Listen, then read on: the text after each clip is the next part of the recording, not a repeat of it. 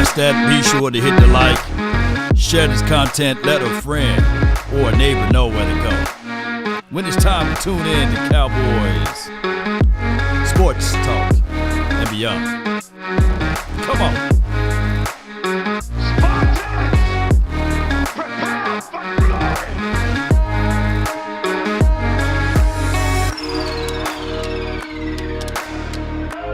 Let me know if the audio's straight. Appreciate you guys for this midday sports report. We got some updates and things like that that's happening around the globe. Come on. Yeah! Here we go! Here we go! Here we go! Yep.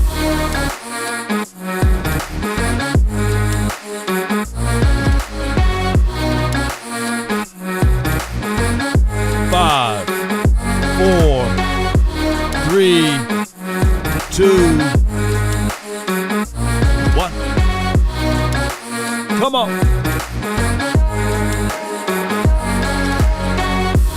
All right. Appreciate everybody, man. I thank everybody for tuning in. The name is Law Nation, and we talk Cowboys football and beyond. Appreciate everybody for tuning in. If you can do me a huge favor, there's a like button, there's a share button, there's a notification bell. If you can press those things, that do something great for the algorithm.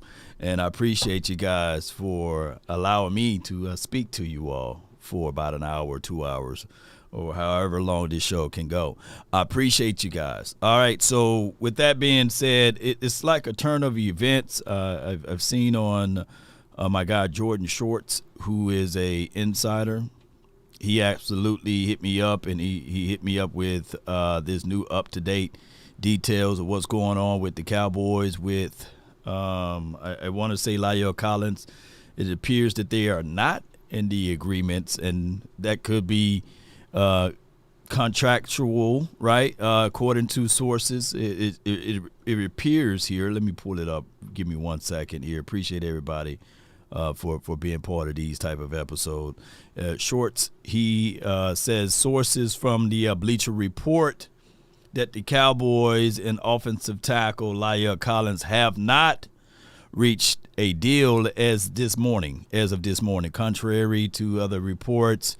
And there are other teams who remain in the mix for his services. So while Dallas is remaining interested and very motivated, two sides did not finalize the deal last night, and they still haven't. So I don't know how much you can go with that.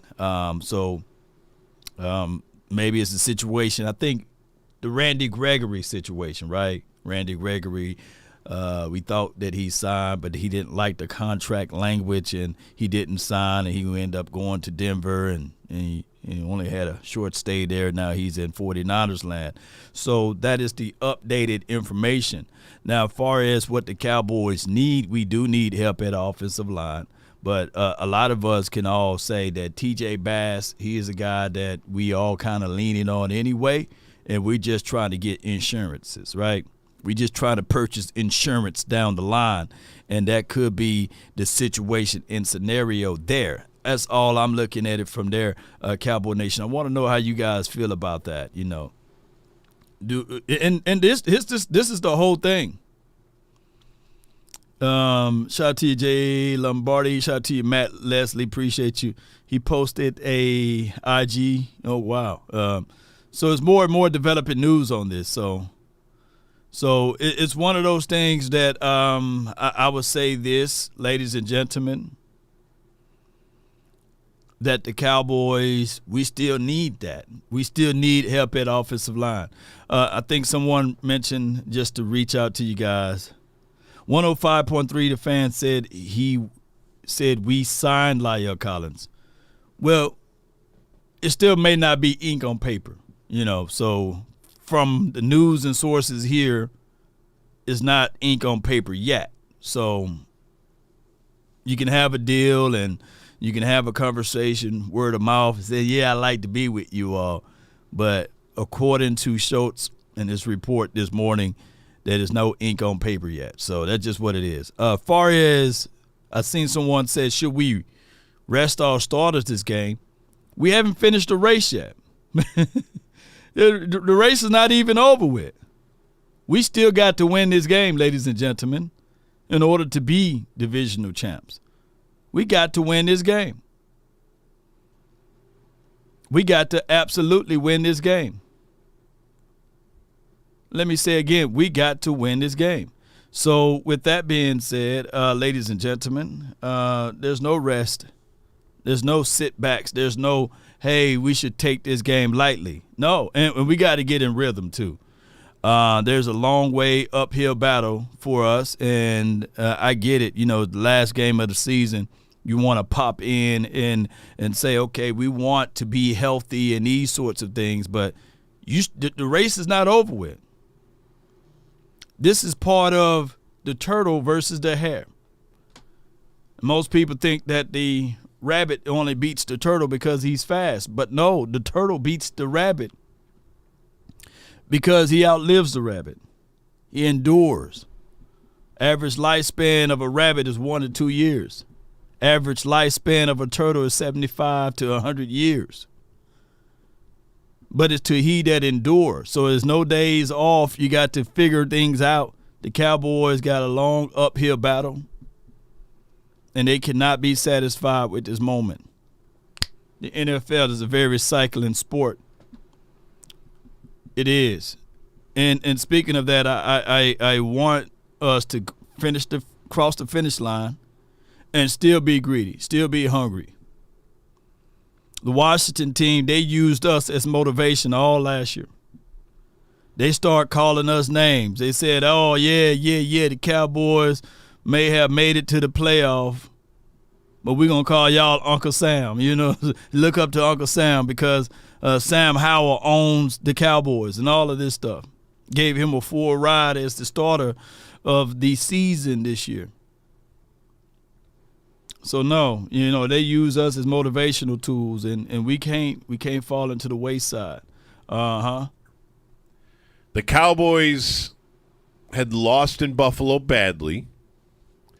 Then they lost a game in Miami that I didn't think about for 2 seconds after it was over, because what I wanted to see was a good, strong struggle where either team could have won, and it was a coin flip outcome. In fact, I kind of feel that you put Sunday in Miami and Saturday in Dallas in the same exact bin, and you say you're going to play Miami and Detroit. Listen up. 2 11-win teams, and you're going to go toe-to-toe with them. You're going to have a chance to win both, but also a chance to lose both. And in the end, you're 1-1. You good? And I would say, after that Buffalo game, sure. No doubt. Miami was very beatable. Miami was very much so beatable. I think that, you know, Detroit, we did our job in Detroit. The score could be, you know, a little misguiding. I think that we could have been even more of a dominant team versus the Detroit team, right? Even to a degree, slight degree, that even with the Miami Dolphins game, we scored that touchdown on the opening drive. Who knows what could have shook off from there. And we've seen what the Ravens were able to do to Miami, right? It's all about, you know, finishing out strong. The Bills game was necessary. It was a road game. Of course, we had about 8 guys that was under the weather. Had dog diarrhea coming out of their backsides, right? But we can't use that as an excuse. I get it. And on top of that, we couldn't stop a nosebleed. But it also provided tape so that when we get into the playoffs or what have you, you know for sure, with run-heavy teams, man, you can't just keep Parsons on the edge. He only had 2 assisted tackles in that game. So you learn more from your failures than your success, right? So what I'm trying to say here is that sometimes a loss is a good thing, and it's an eye-opener. Give me this version of Michael Parsons in these last 2 games opposed to the version of Michael Parsons in that Bills game. Quite sure that they would play it up, and they will do it differently, right, if they see each other again. Granted, that would be a situation. Yes, and other news too, with all of this, I forgot to lead off with we're elevating Junior Fihoko to the 53-man roster, and they moving Deuce Vaughn, the Skywalker lookalike. They moving him to the IR, so it is a situation where this could be just musical chairs. I didn't even know that Deuce Vaughn got hurt or he was hurt. It's just what it is. I got Jay Lombardi. Appreciate you. Thank you so much for jumping in and tuning in. He says, Micah, press Navel on sounds of the sidelines. Yes. That was real good. Ooh, it was real good. Oh, yeah, that was real good sounds of the sidelines there. Let me go back to this right here. Appreciate y'all so much. Here it is right here. Cowboys move rookie running back Deuce Vaughn to IR. Activated Junior Fihoko. It's a crazy world we live in, ladies and gentlemen. Let me get over here, and we're going to get to the meat and potatoes of everything in a few. But before we go there, let's listen to the rest of this audio. Do that and finish the season 12-5 and see where that takes us. And that's what happened. And so I didn't sweat the Miami game at all, but I did say, okay, you lost the Miami game, so you got to go get the Detroit game. That felt mandatory. Can't have a 3-game losing streak and then a mean-nothing game in Washington and expect to go into the playoffs with any vibes whatsoever. And I just thought their performance on Saturday night was plenty uneven. But for the most part, I thought they deserved to win that game. And I honestly, before we get too far in the weeds here, they did win that game. And it was that incredibly bogus tripping call that put the game back in peril that nobody nationwide will even reference, even though that was clearly a fork in the road where the game is over. You are taking knees if they properly call that on Hutchinson.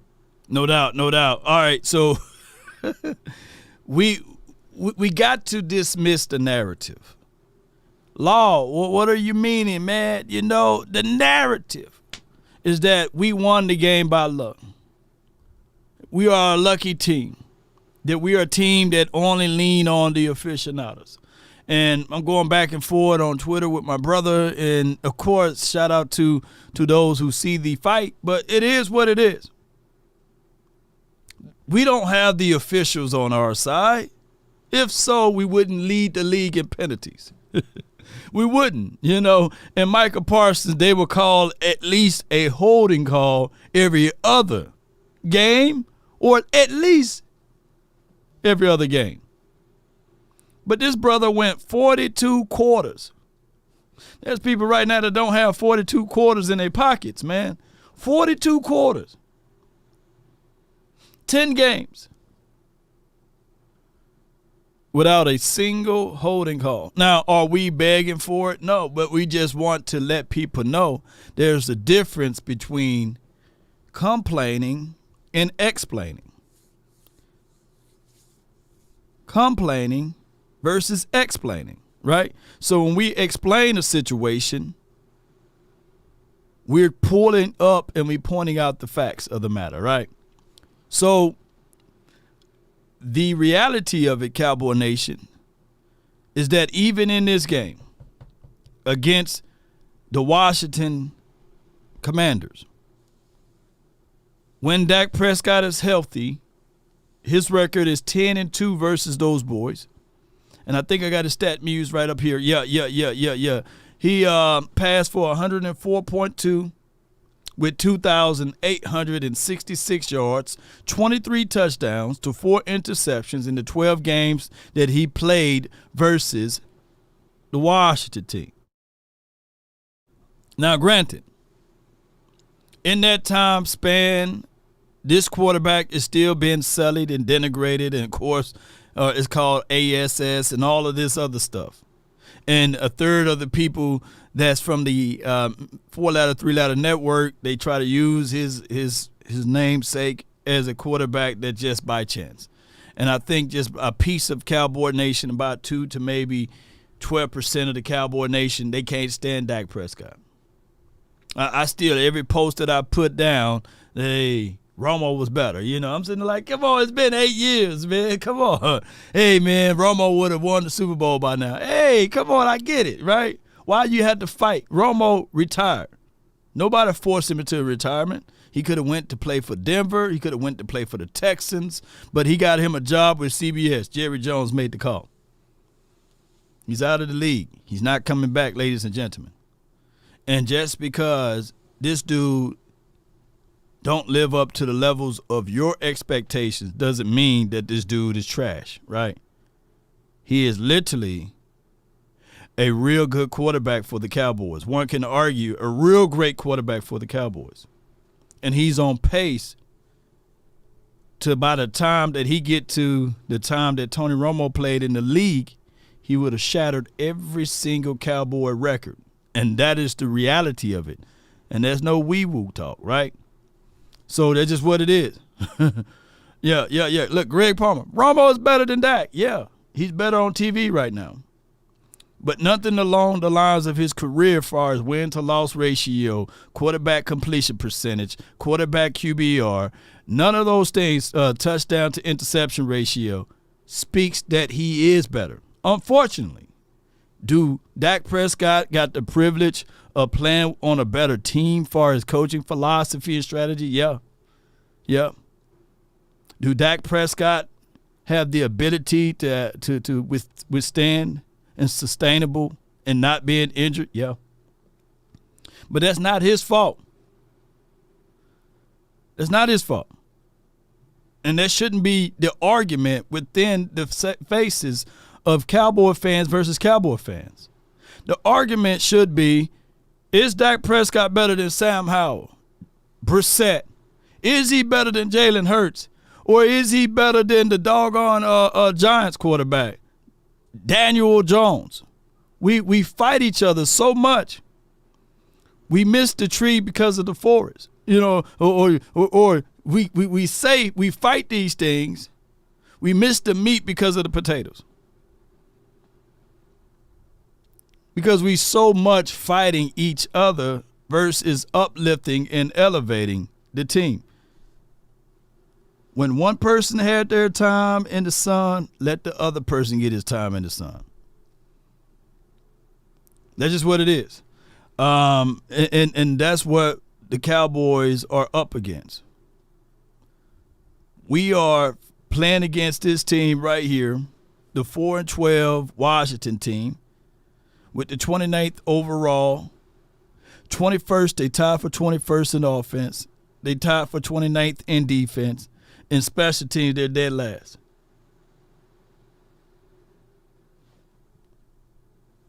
Yeah. So those are the realities of it, ladies and gentlemen.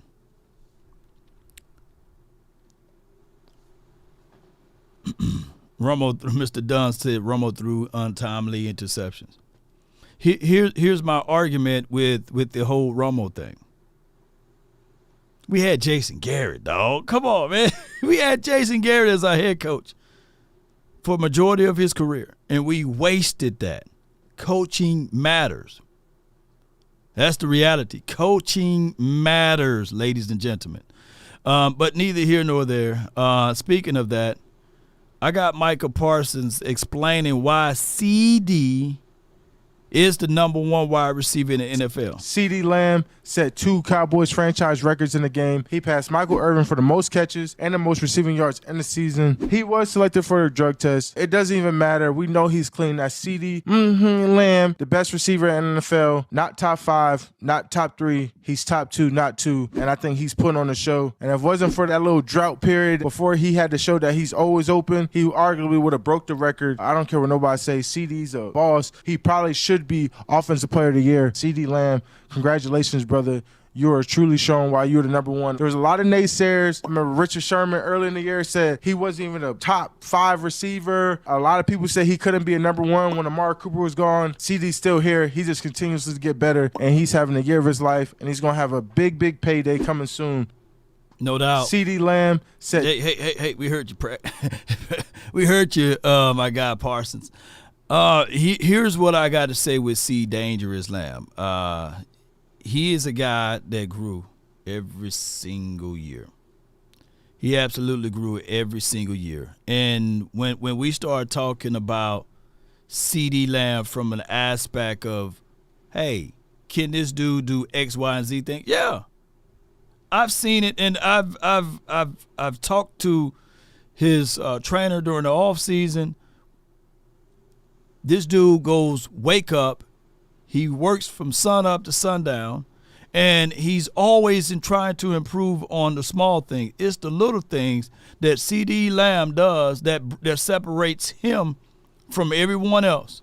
It's the smaller things in life that's able to propel you. And he is able to do just those things, ladies and gentlemen. And that's why I say to you all right now that even when we had the final word earlier this year, that we were talking about, hey, can CeeDee Lamb be that dude? Who's old enough to remember Devontae Adams came out with his top 5 list, and a lot of people were like, hey, why he got CD so high? And I was like, shoot, because he know his work efforts. He put in a lot of work. He don't sit around. He don't sit on his hands at all. He don't. He absolutely bring and he put his best foot out there. Now, the Cowboys, to a degree, they were the ones that was holding them back just a little bit. They were the ones. When the season first started off, all they had to do is target CD. Keep it going with CD. Let me see if I can find that video. I'm going to see if I can find it for y'all. I think I got it. The final word. Now, though. Oh, yeah. Let me see if I can find it. I think it was right at this part right here. We're going to listen to these. Boy, we can get this show on and popping. Hold on. I think I was about right here. It was right here at this moment. That he could have that silver and blue on if all goes well, don't go well this offseason, right? It's still a chance, but I'm thinking that John Stephen Jones, he's not going to pay that man creme de la creme. He's not going to pay that man big money. He's not going to give him the sun and the moon. He might give him a Why you think he ain't here? Because the Joneses, listen, just like Jerry said, this brand is bigger than all of us. It's an echo. Here we go. Is it me? Come from me? Here you go. I got it. Here you go. He remind me of myself a lot. You know what I'm saying? Like he showed respect. Okay, hold on real quick. Here we go. We got it now, baby. The final word. No, it's me. Here we go, though. People compared a lot of dudes to me as they come into the league and stuff. This is a guy that's younger than me, CeeDee Lamb. That is a shocker to me. I like CeeDee Lamb a lot. That's the one that. No disrespect to CeeDee Lamb, but I'm shocked. Yeah. I'm glad he corrected himself on that too. You know what I'm saying? Like he showed respect to CeeDee Lamb. He like, it's no disrespect. He's like, I just didn't expect that. Appreciate the Stelios. Brandon Marshall, I like how you handled that. And when I'm picking it, I'm not picking it off of just the most attractive and what people want to hear. And if you watch the way CD plays, and I think he's gonna keep growing. And I talked to him this offseason. Oh, my fault, y'all. Doing too much. Season a couple of times, and I said, bro, just keep doing what you're doing. Keep staying on what you're on right now, because this is going to give you the type of credit and respect that you deserve moving forward. You just got to keep doing it, put something behind it. He remind me of myself a lot as far as the way he moves, and I feel like at that point when I was, you ask him, he'll tell you he likes where he's at with his game right now. And I feel like he's getting that 2018 maybe Tay respect right now. Right. And the more he continues to do and gets better, he's going to get a lot more respect. And then it's so many other guys too. And remember, you're Good listening. clip, Law. Good clip, by the way. Y'all make sure y'all go Appreciate look it, at man. that full clip on Law Nation channel. But all right, so let's go back around the circle. Law, you first, man. Obviously, because that's your clip. Well, basically, he's just giving CeeDee Lamb his credit, and he's saying that basically, hey, CeeDee Lamb is kind of just like him. Yeah. I think it took Tay about 4 or 5 years before he got his first 1,000 yards. Yeah. And sometimes as a wide receiver, you always working on something, whether it's separation, whether it's release game, whether it's being more physical at the top of your route, whether it's high pointing the ball, understanding the flow of the field, playing with leverage and things like that. A lot of people think that wide receivers are already made day one, but no, it goes through a journey. And just like T.O., and I know he played for the 49ers, it took him 3 years. But we are already seeing CeeDee Lamb being elevated in an earlier stage. What if I told you guys that CeeDee Lamb in his first 3 years, no Cowboy wide receiver in the Cowboys history put up the amount of numbers that he displayed? So CeeDee Lamb is on a track race of being one of the best Cowboys wide receivers ever to play this game. Now, I just hope that the front office don't wee-woo this dude and get goofy with it. They already got semi with the 5th-year option, but they better work out a absolute solid contract, because this dude, you don't hear off the field situation with him. You don't hear that he don't want to practice and these sorts of things. This dude is all about CeeDee Lamb getting better every year. And I can't wait for this season. His numbers, he may be way up there, because I know I'm crazy and I don't care what y'all say. I got CeeDee Lamb over Jay Chatham. Justin Jefferson?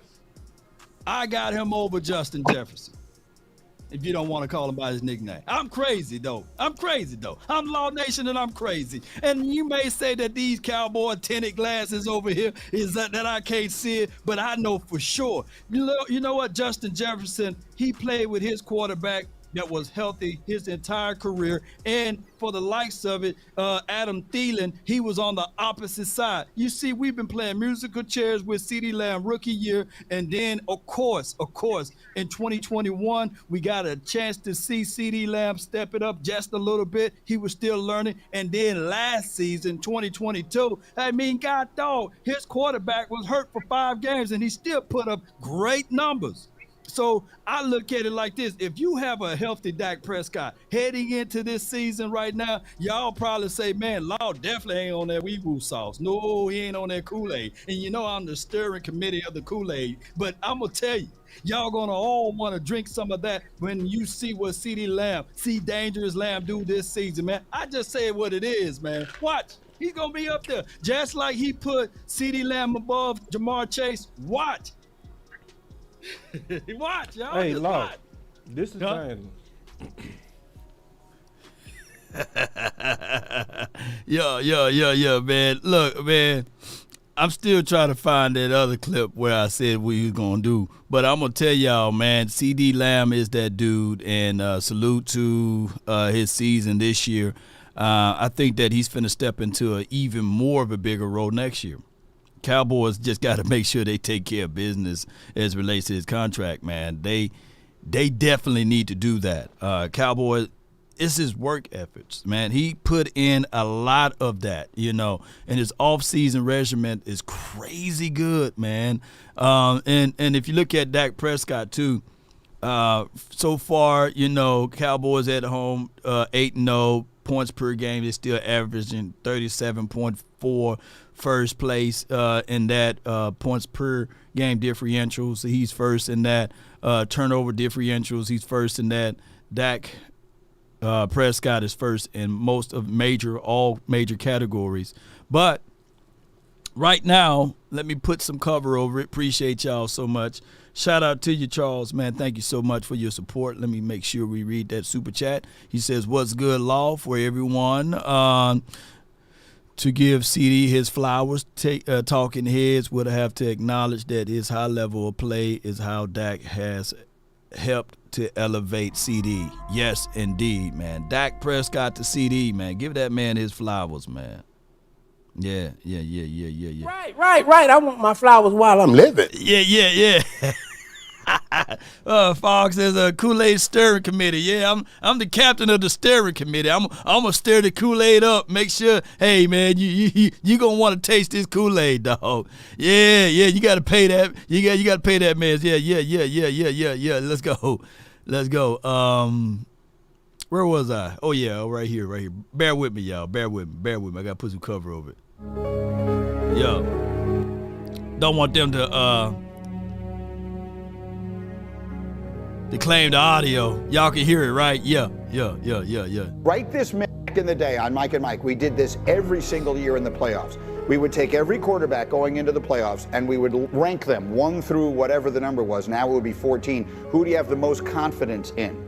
So right this minute, if I were to say you can rank the quarterbacks in the NFC who are going to be in the playoffs, is Dak number 1 in the NFC? Is he 1 ahead of Hurts, ahead of Goff, ahead of Stafford, ahead of anyone else? Brock Purdy. I think he's absolutely number 1. You have to appreciate what he's been doing, and it hasn't been a perfect conditions for him. Like, the offensive line has been deteriorating, slowly getting worse. The running attack has not been sustainable. He's had CeeDee Lamb playing outstanding football, and his defense has been up and down, even though we thought that was the strength of the team. The way that he's been playing, recently with those seam passes that it feels like only he and Aaron Rodgers are capable of throwing, it's been incredible. So yeah, it's hard to imagine anybody else is playing better than him right now. Yeah, you see it, 27 touchdowns and 4 interceptions in 11 games. This is not like it's a 4-game sample set. This dude over 11 games is putting up those type of numbers. And by the way, they have played big games. He's still showing up. I'm not saying they're going to win them, but he is doing more with less. He is having to adapt more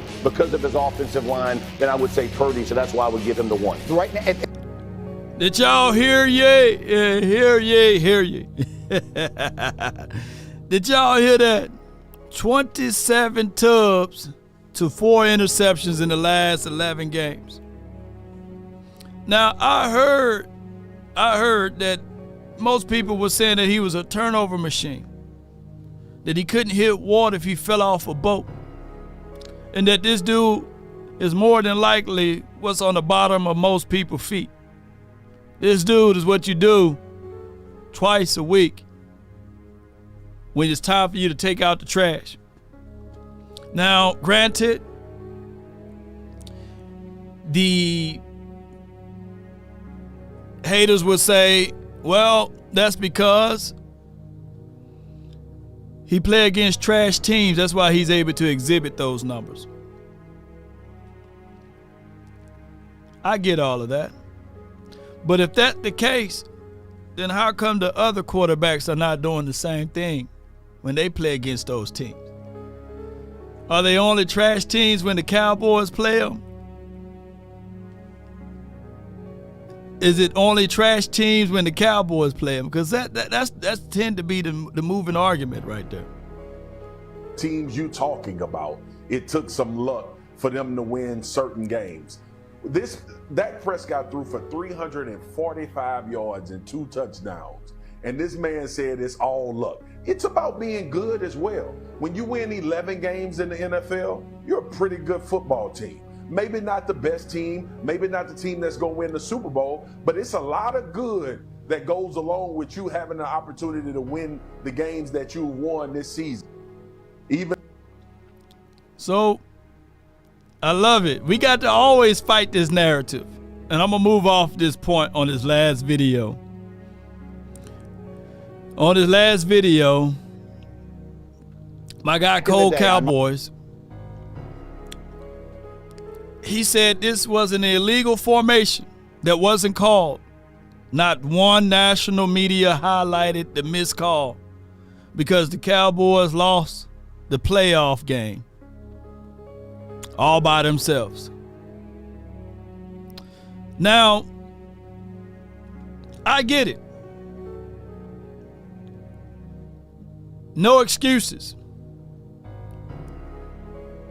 No excuses.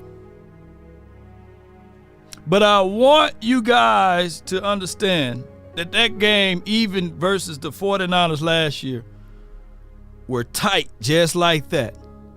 And that was the play that gave life and liberty and the pursuit of happiness, an illegal play to the Niners. Listen to the audio. That might be a play to get him a little life and a little confidence. You're going to see Kittle. He's not even really part of the route. This is just scramble drill. Brock Purdy kind of breaks the cardinal rule. You never throw the ball back across the middle of the field. But in this case, George Kittle makes a circus one-hand catch.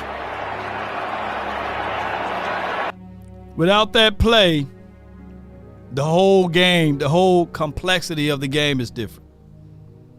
And then my brother, I love my brother. He said Dallas fans have never posted stuff they got away with as if they are innocent of foul play.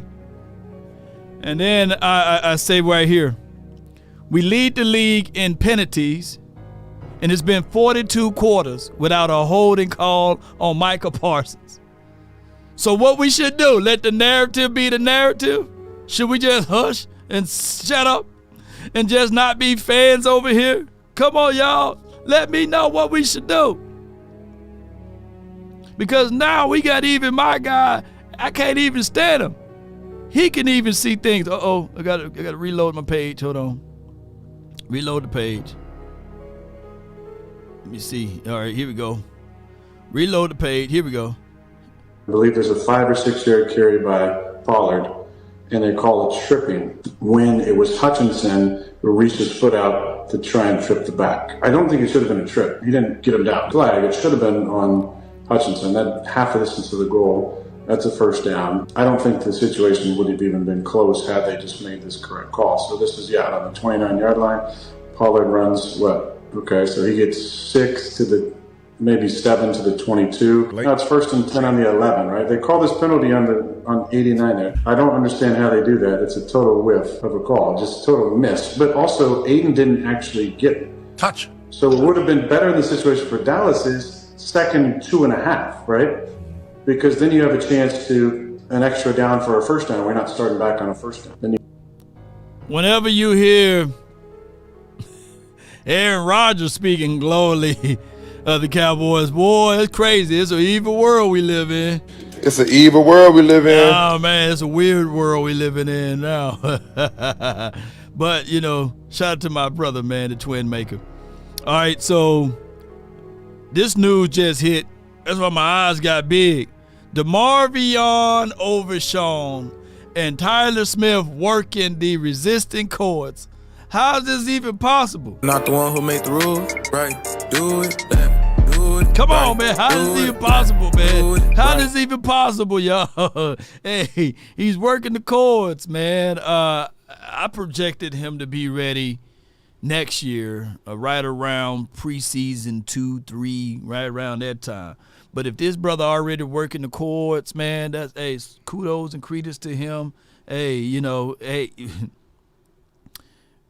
Britt Brown, They can come closer than close, yeah. Original, they never will be. That boy right there, shoot, he different, y'all. So for those who's big Texas fans, and known and seen the tape of Overshown, this could be the situation for us, Now, I'm not saying that he's going to be ready for the postseason or what have you, but this is a good indicator that this kid, he's hungry, he's willing to get back out there.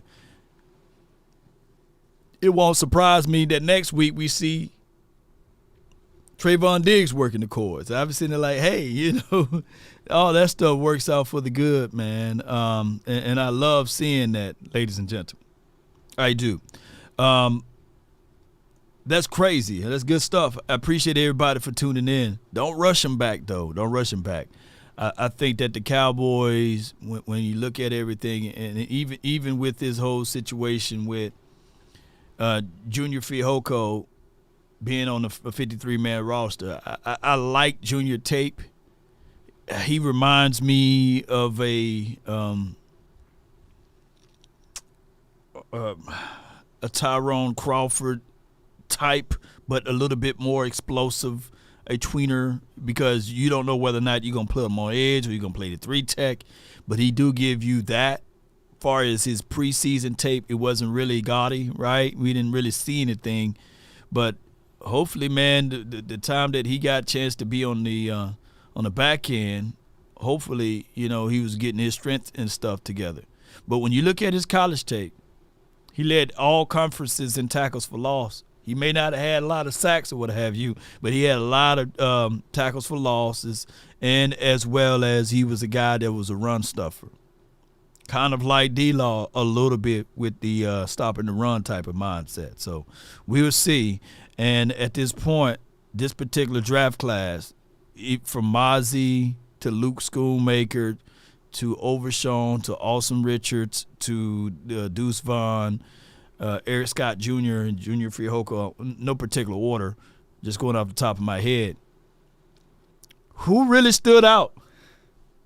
Who really stood out, man? This draft class, I'm trying to figure out who really stood out, So this draft class, we need to have somebody to make a deep, big play somewhere. Right? Yeah. Deuce Vaughn is on the IR list. Overshown,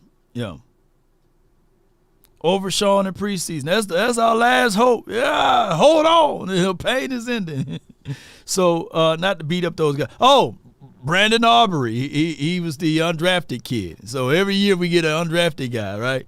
So Brandon Aubrey, baby, he's the only one butter.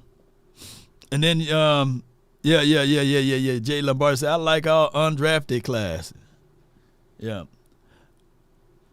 Here's what I got from an insider. Can't give out my sources. But the insider said that the Cowboys technically went into this particular draft class overconfident. This past draft class, they went in a little overconfident. Think about this before we open up the phone lines. The drafting of the class, those who need the most draft the most, right? And the Cowboys were probably looking at this thing. They're drafting kind of like on the back end of the draft. They probably seen themselves not needing a lot. And sometimes a little overconfident when you looking into your draft room and you're drafting off of your wants versus your needs, then not going by the model of BPA, then you figure out, hey, this slapped me in the face the wrong way. Yeah. Fihoko on the active roster. Yeah, you're right. Oscar Westbrook says, did they really make Mozzie lose weight? They didn't make him lose weight, but that's a conversation that we would have to talk to in person, though. Yes, indeed, what's going on with him. And I got to wait before I explain it all, but there's some things that's going on that we all hope is well. And that's all I can say on that. But shout out to Mozzie, man. Give that man some hope, y'all. That's all we need, man, with that kid. Appreciate y'all, man. Appreciate y'all. He do look smaller. They say he lost about 30 to 40 pounds, right? And one thing I can tell y'all, switching over to that is something that we don't want. Something we don't want. All right, so the phone lines will be opening, and we got a new sponsor, Rogue Shop. And we're going to break Rogue Shop down. And I want to let you guys know that, in life, there's always new beginnings, right? New situations, new things that may hit you up in life. And then you realize, hey, I thought that this was going to be a little taboo. But when you start educating yourself and understanding that, life is cycling for one, but for two, life is real. But the more you gain knowledge of something, the more you understand things, and the more you see things happening from a different perspective, you realize, hey, this could be the breakthrough that I need. When you go rogue, you need to go shopping. And that's a deal there that you may have to look at and say, do I have trouble sleeping? Do I have trouble with my diet? Do I have trouble with my focus? Do I have trouble with anxieties? Well, where do I need to go? Go to Rogue Shop, and I'm finna pull this up for everyone. Be sure to check them out, and you can still use promo code LAW to get percentages off. Call my phone, hit my line. Only ones who down for. So let's go, baby. Keep it super thorough my way. Let's get it. 5, 4, 3, 2, 1. Call my phone, hit my line. Only ones who down for me. 657-390-7391. The hotline brought to you by Rogue Shop. And like I said, I used to look at Rogue's Shop, the sticky icky, as a taboo subject, right? But over the period of time, when I seen some of my family members going through pain, and the only thing that can help elevate them was some of this great stuff from Rogue Shop. So go to rogueshop.com and check them out. And they have a team of people that will also educate you and give you sound advice on your selections. All right, I got the first caller of the hour from the 903. You've been waiting here in the chat. What's good with you? What, a 908, my bad. Swayze, you live. Hey, what's going on, Law? Not much. Swayze here about the Cowboys. How about them? I was just calling because I didn't call about last week. We're going to be in the NFC Championship game. This is already confirmed. 2 home games. The first game is probably going to be the Rams. We match up well with the Rams. Probably going to play the Lions again. So, like, in my expectations, we will probably we will be in the NFC Championship game. But that's not one of the reasons why I called. What's going on with Dak Prescott's suspension? We should already wrap that up. Like, let's go ahead are you and moving Dak right now? Are you moving around, or because you got a lot of feedback on your line? Can you hear me right now? Yeah, it's a whole lot better now, bro. Yeah. Now go ahead. Now what you said? No, I was saying, like, let's go ahead and extend Dak Prescott right now. Let's give him the 6-year extension. Let's say, you're part of the family now. He's about to have a kid now. The kid gonna be part of the Cowboys organization in the future as well. Let's go ahead and extend him. I don't know why it's taking so long for us to extend him. He proved that he is the franchise quarterback. He proved that he does have the wherewithal, the mental competence to be the America's team quarterback. To be honest with you, I think he's already better than Tony Romo. Just looking at Tony Romo's stats, and people say, "Oh, Dak Prescott has a defense." Well, Tony Romo had a defense in 2009. We had a number two defense in the league. And to be honest with you, we had bad pass rush in 2009 with DeMarcus Ware that we do have now. Like our pass rush could be a little bit inconsistent at times, whereas the 2009 defense was a little bit more consistent from that perspective. So I really just don't get that 10-12% Cowboys fans. And mind you, I've been pretty critical of Dak Prescott throughout his career, but you know what I'm saying, like if at this point, if you don't see Dak Prescott having a good year without a running back, without having a running game, without having a consistent O-line and still putting up MVP numbers, then you'll never be satisfied. So I would just say ignore them at this point. No doubt. Just not making any type of. No doubt. Swayze, I'm gonna pick up your answer off the air though. Appreciate you, man. Thank you so much, man. Thank you. All right, no problem. No good call from Swayze, man. Oh my God. With a turn of events, man, Swayze then pivot. He took a whole 180 on this Dak Prescott deal, and he at first part of the year he was saying that Jalen Hurts is elite. And Dak Prescott is not in the same room with Jalen. And now, he is saying basically that Dak Prescott is better than Hurts. And now he went all the way in saying that Dak Prescott is better than Tony Romo. Now, I would say this, Swayze, the objective Cowboy fan, he's very objective with that point, by the way. I would say this, though.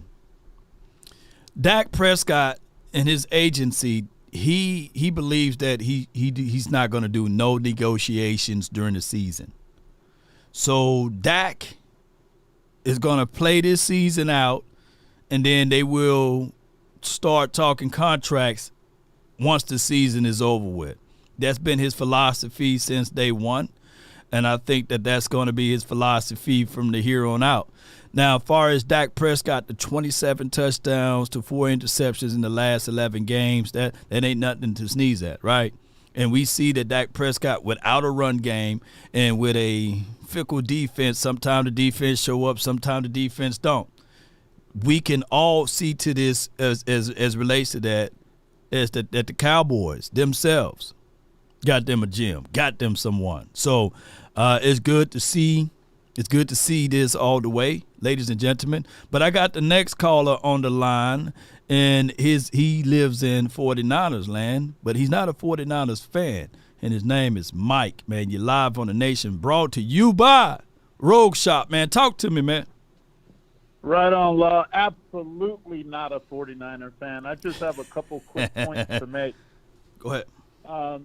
Number one, the NFL put out a definitive video on that 2-point play. So I think if you pull that video up when you get a chance, it'll shut a lot of people up. They'll understand. My second point is I happen to go to the same high school as Ron Rivera, the head coach of the Commanders. Riverboat. And I can tell everybody he's not going to bring them in with the mindset to tank. He doesn't think like that, and he's not going to do that. So we need to be ready, have everything strapped up, ready to go. And then the last thing I have is a question for you. Mm-hmm. Do you think they're going to play Gallup less in the playoffs based on what we saw in this last game? I think that they should play Gallup less in the playoffs. There are only a few routes that I like Gallup to run. Post routes and every now and then a 9. Those are the only 2 routes that I want Gallup to do. Post would be probably a post fade. When we down inside the red zone, I think he can still high point the ball. The reason why I say a 9 route, even though he's not a burner, but he have a great way of tracking the ball when it's in the air, at least fighting for the ball. He's physical to that degree. But I don't like to see him stop to come back to the ball. He scares the hell out of me on slant routes. At times on hitches, it looks like it's a situation that it can go 50-50 even on that. So if they utilize Gallup to that capacity, I would like that. But Tolbert, to me, can do exactly what I just said about Gallup, but without the cardiac Cowboys type of vibes. You see what I'm saying? So yeah. So that's why I'm leaning on like this. And I hate to beat up Gallup because, he's a dear friend of mine, and I really like him. But I think that this should be his last season here. Yeah, I'm feeling that too. And then my last point is it seems like we're not getting Pollard the ball in space anymore, and I think they need to revisit that too. Get him out like on a flare pass, maybe catch him in the flat, something like that. It seems like that was working a lot last year, and it seems to be non-existent this year. And that's my last point, Law. Oh yeah. Hey, Mike, appreciate you for calling in. You echoed the same sentiment that my brother said. He likes Pollard in the flats. Why not use him more in the passing game and put him inside the slot and motion him out to the edge there, and you can utilize him in that way. And he's scratching his head saying, why the Cowboys don't do that with him? And by you echoing that dude brings a lot of validity to it. Appreciate you, Mike. You got it, Law. How about them Cowboys? How about them, baby? Appreciate you, man. That's my guy, Mike, man. He lives in 49ers land, right? I got my brother from another mother, man. 100 grand, man, with the plan. What's good with you, man? And I'm hurt. You already know why I'm hurt. You know what I mean? What happened? Up the goddamn middle. Everybody knew he was running up the middle, man. Pissed me off, man. Running up the middle. You're not an Alabama fan, Law. So yeah, Melrose. Oh, yeah. It was a low snap, though, bro. It was a low snap. Come on, man. The center was snapping bad the whole game, Law. Yeah. It was bad snap the whole game. Bad snap, man. Hey. But you supposed to say L-A-N-K, man. Let a naysayer know.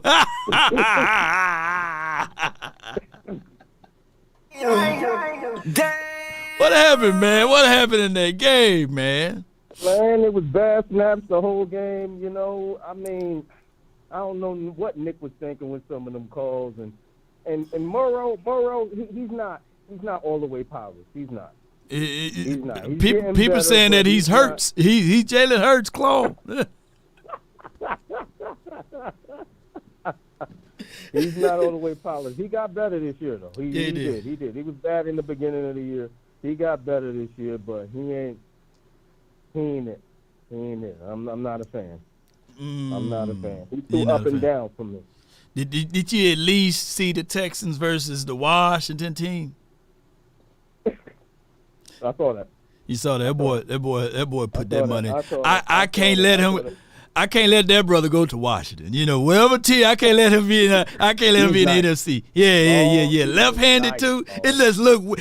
Every time I see a left-handed throw, it just still look weird to me. You know, that boy. He go to Washington. That's the hometown. You know that'll sell a lot of jerseys. You know that'll be huge for that area. You know. I would rather for Washington to get Caleb Williams. Oops, I said it out loud, didn't I?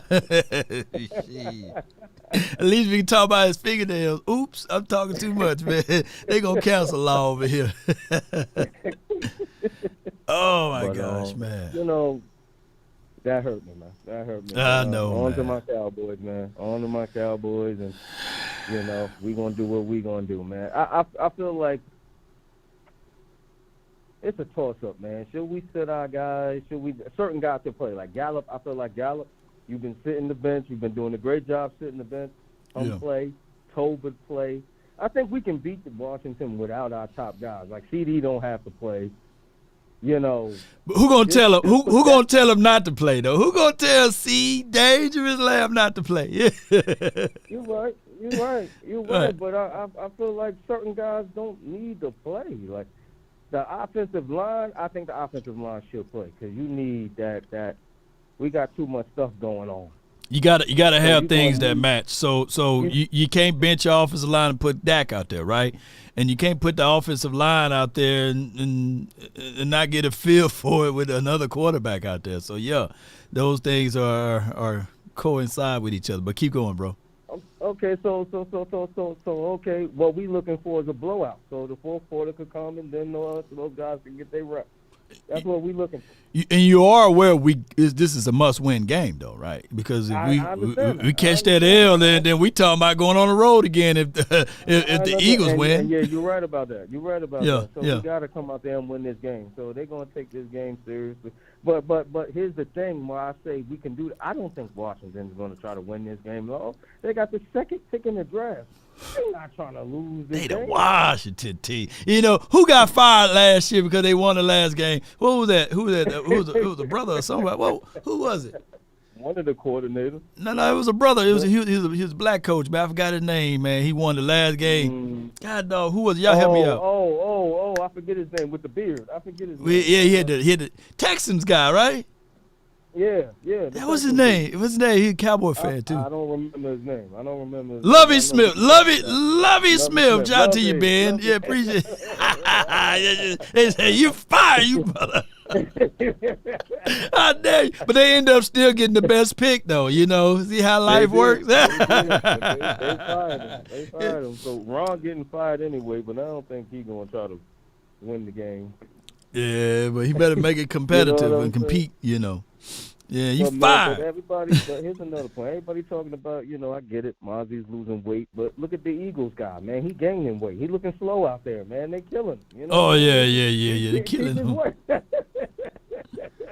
What more do you want from me? Hey, I'm gonna tell you what really going on with Mozzie, man, and I'm gonna hit you. Remind me on Instagram, bro, and I let you know what's really going on, bro. But I appreciate you for calling in, man. No doubt, man. No doubt. I hit you up. No doubt, bro. Salute. And let me hear you say it though, man. Hey. How about them Cowboys? How about them, man? Appreciate you. Jeez. All right, man. I got John Riverside, man. You live on the Nation, brought to you by Rogue Shop. You in the house, man. Talk to me, man. Man, what's good, Lord? I ain't talked to you since last year, man. Sure right. Haven't talked to you. Happy New Year to you, man. It's been about last year since I talked to you, man. Yeah. How you doing? Man, we're doing great, man. Man, and I hope we will continue to do great going into next week's game with Washington, man. And I definitely don't want us to, relax and get too relaxed and think that this is just going to be, a breeze and everything. I think we should take it very serious and, play all our guys. I think you have to at this point, man, because everything is on the line. I'd rather be the number 2 seed and go through there as a number 5 seed and have to play San Francisco in the second divisional round. Yep. But two looking at the two is a whole lot better than the, 5. Yeah. Oh yeah. But as I look at the playoff bracket, it looked like Green Bay is going to probably be the first game at home. And I just wanted your thoughts on that. Just given the strength of schedule, I certainly would rather play Green Bay than a Seattle team. We know that the Rams are the 6th seed right now, but it's looking like if Green Bay can win this game against Chicago, they will be the first game there at our stadium. And then given whoever wins out of Detroit and the Rams, that would be the second playoff game we would play in the divisional round. But I just wanted your thoughts on who would you rather, go against in that first playoff game. Like I say, my option would be probably the Green Bay Packers, because I believe that Seattle's offense, what I've seen with DK Metcalf and Bland, and how it went all the way to the end like that, it just I don't want to deal with them guys. I mean, I'm not scared of them, but just looking at Green Bay, it just seemed like it would be an easier game because I don't trust their DBs, I don't trust their defense as much as I trust Seattle. So just your thoughts on that. Most certainly, I got the schedule like pretty much right here. I'm looking right at it. To be 1,000 with you, John, I'm looking at it. I'm not in worry of any of these teams, Green Bay, Rams, Tampa Bay, Eagles, or even the Lions. So as long as it's just the 49ers that could give us like the ultimate fight in this whole entire situation. And the other team that I was really kind of like on the fence against is the Seattle Seahawks. As long as the Seattle Seahawks, and that's only because of the matchups, what they can do, right? But everybody else, Green Bay, Rams, I think that we got a number on those boys. Detroit, I get it. A lot of people will talk about what Detroit was able to do, as far as from an offensive perspective. But I think that we would pull off on them in the playoffs anyhow. So the Cowboys, I'm not overlooking anything, because it's an any given Sunday situation. But we are in the best spot possible with the number 2 seed. And if we playing against Green Bay, that would just be another check off of looking for a revenge game for me, of going all the way back to 2016, revisiting that and now being able to correct our wrongs and just go on a whole revenge tour. Right, but that's the thing, though. I was really talking about Seattle and Seattle, and giving the option of playing Green Bay or Seattle. I would prefer Green Bay over Seattle, though. Right, and that we agree on that. That's not to say you're scared or anything. Right. Just, you know what I mean? That's just being 100 and just looking at the teams and how we stack up against them. And you have to certainly look at it that way. Another thing is the concerns that I have is definitely just trying to figure out the run game and what seems to be the problem on how we can what's stopping us from accelerating in this run game. I mean, this guy Tony Pollard last year, if you look at him last year, he probably averaged Do you have the stats in front of you, Tony Pollard? I'm pretty sure he averaged probably like 3-4 yards a carry. Yeah. Now he's not. Now he's not really looking like that back that we seen from last year. It just seems like I don't want to give him too much of the blame, but I think that's a lot of the. You got to look at the offensive line too, and how these defensive linemen are just coming in. They already in the backfield by the time Tony Pollard can get the ball in his hands. So I know. I get what you're saying with offensive line, fam, but at the end of the day, he have over 230 something attempts. Offensive line ain't that terrible, and he only got 130 yard or more. At the game, yeah. I'm looking at the game, and these defensive linemen I'm telling you, they crashing in. By the time this guy gets the ball, these linemen are dead smack in his face, bro. Well, I didn't seen it too many times. That he doesn't have any window. Really, if TP see a window, he's gonna break. He's gonna get off. I know Tony Pollard is not Barry Sanders, but come on, man. Everybody on this offensive line, we don't have that poor of an offensive line. But I give it what you're saying. But at some point, when Tony Pollard even get out there open in space, he have the tendencies to cut back inside when he's supposed to stay on the outside. And then we seen some bursts and some explosiveness even when Rico got a chance to get in the game. So I think that Tony Pollard is more of a split back opposed to being an every down back. That's just my thoughts on it, No, I agree with you. I agree with you, Law. And I think a lot of the things with Rico is kind of like what we seen with Tony Pollard last year. You on the bench the whole time. Ezekiel Elliott is getting most of the snaps. So you coming in there and you got fresh legs. You got most of the energy, and you sitting on the sideline. You gonna get in there and get off. Because you're a second string running back. Yeah. And as opposed to, that's how I look at Rico and why he seems to find success when he gets on the field. But when I see Tony Pollard as our primary back, bruh, I mean, if you look at the tape, break down the tape, man.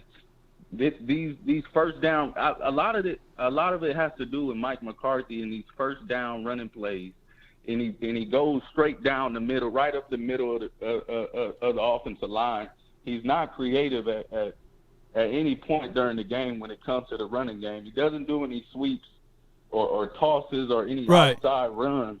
So I got to give him some of the blame too. What's your thoughts on that? Well, the run design could be a little bit better, but at the end of the day, man, you got to create something, and that's every running back in the National Football League.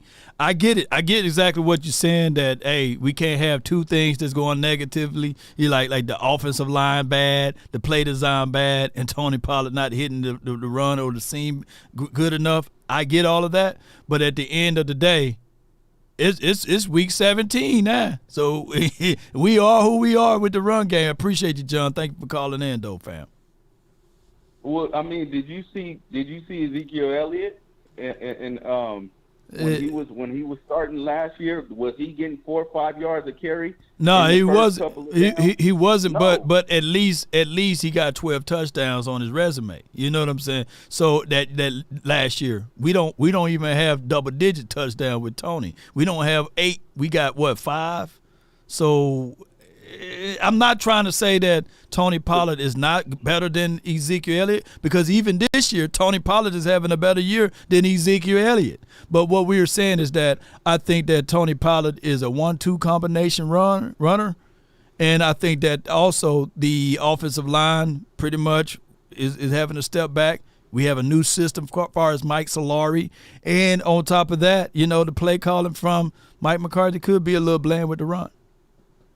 Okay, well, I just wanted to hear you say it. I mean, as long as me and you can touch an agreement on that, that the offensive line, the running scheme with the offensive line, that needs help too, Law. That needs help, right? A lot too, man. I mean, because these guys are already in the backfield.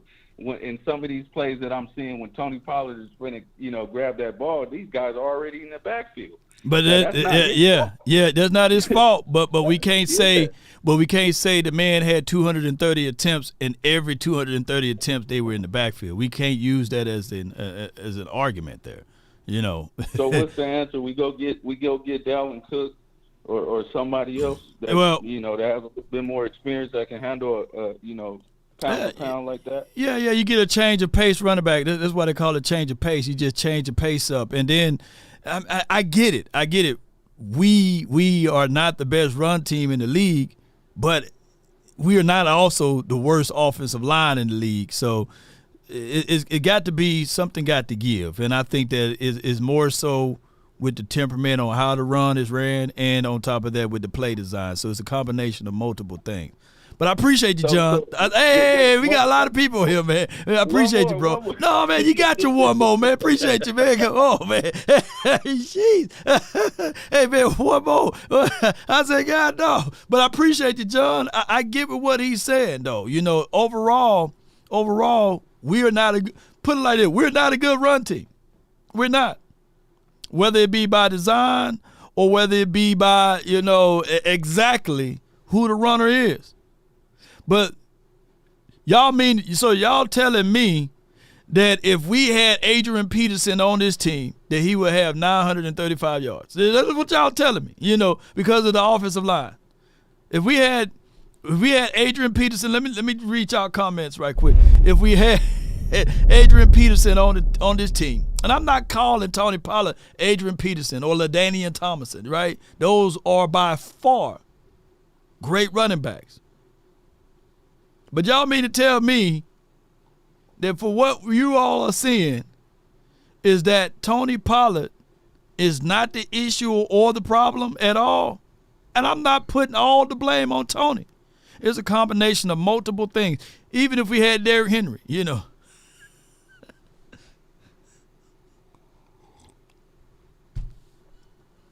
Yeah, hell no, Yeah, okay, nope. All of those are Hall of Famer players. So we had Joe Mixon, right? Because he got at least 1,300 yards, 13 touchdowns on a horrid offensive line in 2021. Would that be the same situation?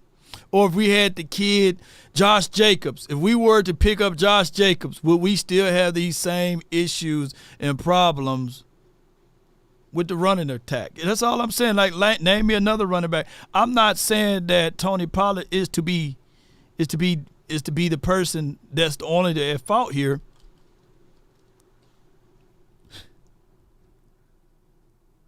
Yeah, I'm trying to find it. I was looking while he was talking. I was looking for this clip, this cut up. My guy had it on 105.3 The Fan. Let me see, because he had the conversation real tight, and I wanted to bring this up, and I can't find that clip on Twitter, and I wanted to bring this up, not to beat up Tony, though. I'm not beating up Tony when we talk about these things. Let me see if I can find that clip. I'll play it, and I'm looking for it. Y'all hang tight, man. It was 1:16. We still got good time. I appreciate y'all so much. Where in the hell is that doggone clip at, boy?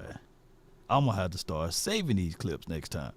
It was on Twitter. I thought I can get back to it, and I can't, unfortunately. But he had the clip. Let me see if I can find it over here. Y'all bear with me. Bear with me. I know I listened to this clip, and he was right on the money with what I was saying. I'm going to bring on another caller while I look up that clip. I got from the 903, you're live on the Nation, brought to you by Rogue Shop. Talk to me, man, for the 903. Talk to me. What's up, Law? What's good with you, Chief? Talk to me, man. This Cooley Real. Cooley, man, what's good with you, man? Oh, man, it's going down. This is my first time calling, man. Cowboy fan since the 90s. You know what I'm saying? I'm a 90s baby. So, I just want to call and let you know, you know what I'm saying, that give you your flowers. Okay, you know appreciate it. Boss, man, boss and all of y'all, man. I'll be watching the final word all the time, bro. I thank you, man, for watching. Even with my eyes closed and I'm under my cover, you know. Hey, man, we appreciate that. Mm-hmm. Already. So now I wanted to talk to you about using the running backs like in the position that they kind of great at, you know. Right. Like Pollard, he good at like counters and sweeps and pitches and like that. And kind of Lukey is the other running back we got. Yeah. Yeah. Hunter. And he good at like power. You know what I'm saying? In the middle, he that workhorse. I think we should use him more. You know. Yeah. And on the defense, go ahead. Yeah. Mm-hmm. On the defense side, you know what I'm saying? I want because we be too far off the ball, you know. And I was just wondering why we be off the ball like that, especially in like pivotal moments and clutch moments, you know. Well, we play the most man-to-man defense in the National Football League. I think it's like 70% of the time. And when you stand off ball, there's a zone cover possibility, but also there's a play designed by defense called loose man. So even though we off ball, we still in man-to-man defense, and it's like more of a cover 3 scheme. And when you're seeing that, you're supposed to get to the deepest of the deepest and the widest of the widest with the cover 3. And sometimes you see some of the players just not breaking down and making the play on the ball. Reacting faster. Yeah. Right. So I think it's a personnel situation on some of the players. But outside of that, the overall scheme from a passing perspective, I respect it from Dan Quinn. It's just that we get gashed a lot on runs, and that's due to size, right? And that's why we say, well, size do matter. But that's just where it goes from there. Far as the run situation, West Coast principles, I get it. Sometimes you can't run through A or B gap. But what West Coast is supposed to do is when you have your smaller, shiftier running backs, throw it to them in the flats. Use them on use their running ability to catch the ball as a weapon. Think of Roger Craig. I don't know if you're old enough to remember him, but look up his highlights. And I'll be looking them up. And look up Roger Craig and look at Tony Pollard. And look at their body size and look at what they can and can't do. And then you say, man, if Tony used right, and I know he's coming off of an injury, he could be utilized like a poor man's version of a Roger Craig. That's how I look at it. Yeah. Thanks. Yeah. We're on the same page. Yeah. Yeah. Already. Hey, can I give an early score prediction? Go ahead. 24-13, Cowboys all the way. We them boys, baby. 24-13. Let's go, man. Appreciate you, man. Good call from him, man. I got from the 520, Uncle Dave. You're live. Stelios, talk to me, man. Hey, what's up, Law? Not much, man. Let's go, man. Let's go. Let's get it. We gotta get this. You're talking about Roger Craig. Yeah, Roger Craig will kill you in the flat. He'll kill you big time in the flat. But yeah. I mean, let's say the last 5 games, how many times have you seen Ferguson in the backfield? They've used Ferguson in the backfield on some of those runs. Yeah, they do. And usually, if you can try to get some of them, what the hell they call those slip screens. If you can get Pollard some slip screens, and then doing some pulling, some tosses and stuff, maybe you can get some momentum to get going. Because I don't foresee Washington trying to. I mean, they're going to give a good show. Riverboat Ron will give a good show, but at the end of the day, Riverboat Ron will be Flatboat Ronnie out there in the bayou on a flatboat with a bucket of crickets fishing. Yeah. Flat out. But my prediction's like 38-12 Cowboys. That's what I'm going to give for prediction. And that defense needs to be doing some hitting. So Kurtz needs to get back to where he was at with the run, hitting, talking. Yeah. He need to. There you go. But the defense got to step up. And I'm also going to predict Bland's going to get him another pick. you're going to get him another pick six. But that's all I got to say. I can be too many more punk bees. I'm out of here. Deuces. Yeah, here we go. Here we How go. about them Cowboys? Appreciate you, man. That's my guy, Deuces. Uncle Dave, man. Let me lock it up, man. The conference has been locked. Woo. I ain't know that many people want to talk and voice their opinions on today. I have Rob Vance, man. You live? Yeah. Well, I had you, but hold on, Eric. Hold tight. Hold tight and shift on me. Rob, you live? What's going on, Law? Nothing to it. Happy New Year to you, man. Happy New Year to you, man. And good to see you. Well, good to hear from you. What you got for today? First of all, I want to say, man, tell your viewers, I've been not getting notifications from all, cause I look at all y'all, Ball Cowboys, Right. all of them. Well, I wasn't getting no notifications, so I went on there, and every one of y'all was unsubscribed from. I had to subscribe to all of y'all over again, but I went back to everything else that I'm subscribed to. It hadn't did that. It was just on y'all. Shame on them. Shame on the YouTube, man. Hey, that's tell you new media are doing something, ain't it, man? Yeah, man. I did the video of the tripping call, right? And in that video, it got flagged for violence. I'm like, what? I said, well, due to the YouTube community guidelines, that video is promoting violence. I'm saying, like, wait a minute. So in order for you to watch that tripping call video, you got to be 18 years or older, and you got to have a parent consent. I said, that's some bullshit, man. You know what I'm saying? We talking football. But I appealed it, right? And they said after, they never want to be wrong. So after carefully reviewing your video, we stand on business, basically, that video promotes violence. I'm saying, like, wait a minute. It's a video of a trip that never happened, right? Aiden Hutchinson reached his leg out, but it was me pointing out the obvious. But for this week, it's the most viewed video, and it would have been skyrocketing even more if they didn't put that clause on the video. Well, look at it like this, Law. That's the point. Yeah, that's the whole point. If they hadn't did that, you probably went viral, and that to change the narrative on old media. Yeah. The 2-point conversion. Yeah, they don't want to hear the truth. Talk about that, but they don't want to hear about the play that wouldn't have never let that play happen. Right. So here's a moot point. Yep, it's a moot point. The referee screwed the Cowboys first. They didn't really screw them because if you look at that, they were trying to be slick.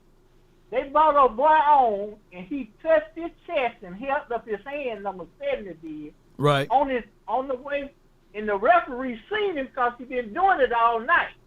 But then they sent 2 players out there, 68 and 58. So when they were trying to confuse the defense, even as your brother said, 68, they'd have been looking out there and seeing, for yourself, looking from a distance, them jerseys, they'd have looked kind of the same. Yeah. So he tried to get slick and screwed himself. But to get back to football here for the Cowboys, I just want to, I'm going to say this right quick and I'm gone, because I know you got a line long and Shaq feet. A line longer than Shaq feet, man. or Wimbambi, whatever that man's name is, San Antonio. Body. Line long. That's a guy long. Because what you got? Hey, see here, anytime you win championship, you're going to need a little look. Things got to fall in your favor. When we won our first championship in high school football, we was 12-0, and this private school come out of Atlanta. Man, them boys was good. They was beating and wrong. They had the game won. And my nephew fight that quarterback 3 times, and they had to punt the ball to us, and it was like 30-something seconds left on the clock. In 3 plays, we scored and won the game. I tell you how bad it was. We had made it to the car within the lead, thinking we done lost, and all of a sudden we heard the crowd go wild. We run back in there, the game over, we won. Sometimes it just takes a little luck. And look like when we put Jimmy Johnson in there, our luck started to change. Hey, I'm following you, Rob. I'm following you, man. You know, good favors. Follow us, you know. Yeah. Yes, Yeah, indeed. man. But I'm gonna go on and keep listening to you about. But hey, tell you, viewers, man, to check they subscribe on them channels, man, cause all mine was gone, but everything else was intact. All right, I'll let them know. Spring. No doubt. Appreciate you, Rob. Let me hear you say it though before I let you roll. Here we go. Let them hang, baby. Well, I'll take that one. Yeah, here we go, and let them hang to the. Yeah. Man, my goodness, man. Appreciate everybody for tuning in. And this episode and this phone line is brought to you by Rogue Shop. Be sure to click the information in the description box and purchase from there. Use promo code LAW. And from there, they have a team of people that they can talk to you about anything and everything that you need to know about Rogue Shop, especially if you're suffering from sleep apnea, if you also got issues with anxiety and things like that, chronic pains, jump on in over there. And salute to my guys on Rogue Shop, man. Appreciate all of you guys for tuning in. As we shout out to you, Cali Cowboys, shout out to you, Steal Them Boys. Appreciate you for jumping in. I got another caller in from the 830. You're live on the Nation. Talk to me.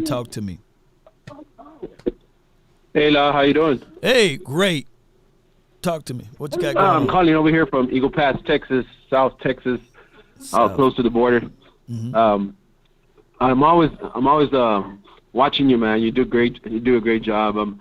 I just have some things. Just 2 things that I wanted to ask you. What do you think? I think Pollard, ever since the injury, I think he's not the same. Plus the fact that what do you think on? I know you already had posted this, but on Cook, what is Jerry Jones waiting on? Dalvin Cook. We'd never know. And Jerry Jones is the type of person, it got to be his decision. Got to be his thoughts first, right? So 9 times out of 10, if it's someone else's thoughts first, he'll sit back and he would listen, but he's not moving quickly or swiftly. He's not that dude. So remember, he said he's not going to pick up the phone. So if Dalvin Cook want to play for the Cowboys, he got to pick up the phone, and he got to make sure that he called the Cowboys and tell them that he would love to play with the silver and blue with the star on the side of his helmet. And you agree on that? Mm-hmm. Yep. You do agree on that when it comes to Jerry Jones actually demanding or actually desiring that aspect or that from the player instead of him going after them. Right. Do you think that's right? I mean, I don't agree with the philosophy there, but his philosophy is his philosophy, and at this point, the Cowboys were 11-5 in the last 2 seasons. They've been 12-5, and due to his acquisitions and things like that, and how he empowered his team, he's comfortable. He ain't losing no money, so that's just how he is. That's how he is all the way, and unfortunately, that's what we got to do. Wait and see what they gonna do. I would want Dalvin Cook here just for a change of pace. We already know that Rico, he's been hurt. He's been trying to fight to get back onto the roster. The Cowboys are not 1,000% all in on Malik Davis, so they already used up all of their to elevate to the 53-man roster on him. In order for him to be elevated now, they would have to sign him to the 53-man roster. So they're not even willing to do that with Malik Davis. So they're going to keep him on the practice squad. So what happened if it's the second quarter and all of a sudden Tony Pollard goes down? Who's ultimately going to be your running back here? I agree with you. I just think that right now Pollard, since the injury, he's not the same one. Our O-line is not good enough to produce what they did last year. But the fact that Pollard, to me, honestly, at this point, I wouldn't even sign him next year, to be honest. But I would like that 1-2 punch with Cook. I don't know what Jerry Jones is really waiting for. I don't like you said, I don't like that philosophy. I think it's terrible. Yeah. But he owns the Cowboys, so what can we do? It's like us getting mad at the moon when it shines. Nothing we can do, bro. Appreciate you for calling in from the 830, fam. Appreciate you. Thank you. Yes, indeed. So that's what I'm trying to tell y'all. I'm not saying that we got to get a Dalvin Cook and he'll be the end-all, be-all, but we are razor blade thin once again at a spot. Unless you're going to say, okay, Hunter, you're going to be our starting tailback. Deuce Vaughn, IR. Rico, he's gimping. You know what I'm saying? He's not 100% right now. Football games are very precious. Everybody know when we going to run the ball, just like what my guy Riverside John was saying, right? So we can clearly see the inefficiencies on his team. Why not? It's better to have than to have not, right? It's better to be prepared for the opportunity and not have one than to have the opportunity and not be prepared. Jay Recruiter, thank you so much. Appreciate you. Thank you so much for your super chat. He says Cowboys need entirely new running back room. So not only did we shout out to Skip Peete, he's no longer here, but we got also a new running back coach, Jeff Blasco. We got a new offensive line coach, Mike Solari, right? When you have a lot of new stuff, and even though it's week 17, you see some drop-offs, right, on the approach of the game. So I don't know if Blasco is doing a great job. I don't know if Mike Solari is doing a great job. But the results are saying that he's not doing a great job. We can go back and forth and say, well, it's the offensive line fault, the running back fault. But I know teams would dream to have a Zach Martin on the offensive line. I know teams would probably dream to have a Tyron Smith and a Tyler Smith when Tyler was healthy. So we can't hide behind, hey man, it's because of the O-line coach. I got D Shift from the 409. What's on your mind? Hey, what's going on, Law? Not much. Man, just going what you're talking about the running back position. I still feel like the franchise tag on Tony was cool because you about to have a 1,000-yard back. And you look at how many 1,000-yard backs there were across the league. There weren't many. Not many. You have an average running back room because you chose not to do what you needed to do, and that's even after not drafting a rookie running back. But you also chose not to give Rico Dowdle touches that Ezekiel Elliott was getting last year. You look at how many touches Zeke had and what Tony was getting. There were a lot of touches in the running back. Right. And as I was watching the Lions game, I feel like the Cowboys they still try to force to establish the run versus being like, all right, well, we're a team that needs to throw on first down. We're a team that needs to set up on short yardage downs. But if it's 2nd and 4, you're on the first drive, I feel like instead of just saying, okay, let's just run the ball, just to establish the run, versus just keeping attacking. And then when you catch, you saw some of those long carries or some of the long runs that Tony did have. And long meaning like 5, 6, 7, 8 yards, right? Yeah. That's what you want. And we used to complain about that. It's funny. But when you want those type of runs, to consistently get those runs, you set yourself up where you catch the teams off guard, and that's what they did against the Lions when they were getting them. They were attacking, and they had a press on the heels about the right. pass game. Then they start running. So you can still get your carries and get your production from the run game, but you're not a run-first team. Yeah. You're a pass-first team. and you should be always looking to attack with the pass. And then you need to take your opportunity to say, all right, well, they're expecting the throw. I mean, let's audible to a run then. Let's gas them up the middle real quick. Let's punch them in the lung real quick, and then get up, and then put the throw back on them, make them have to catch their lungs back again. Yeah. And that's the type of team you are, and I hate when we sit up there, first down, you ain't ran in a while, let's hand the ball off real quick. Right. 2nd and 12. Without a principle to it, right? Yeah, as opposed to you're driving down the field, 5 throws in a row, and then boom, that's when you give Tony the ball, and then he gets 8 yards on him, So it's a matter of, I feel like they need to just stop trying to force that run and just, catch these teams off guard. Because when they do, it's effective. And find you a second running back, of course. But that's all I have for the show, Law. Man, I appreciate everything you do, bro. Appreciate you, man. How about it, man? That's D-Shift, man. And I think it's a circular argument here, and he's talking about catching them off element of surprise. But let me go here and pull up this super chat. Appreciate you, Illmatic. He says, Law, is that we have to stop jumping up and down for these washed up players. If Cooks will take the veteran minimum, then okay. Otherwise, promote Malik. Yes. Here's the thing. I don't have any liberty to say someone is washed or not, right? But what I can say here is the Cowboys,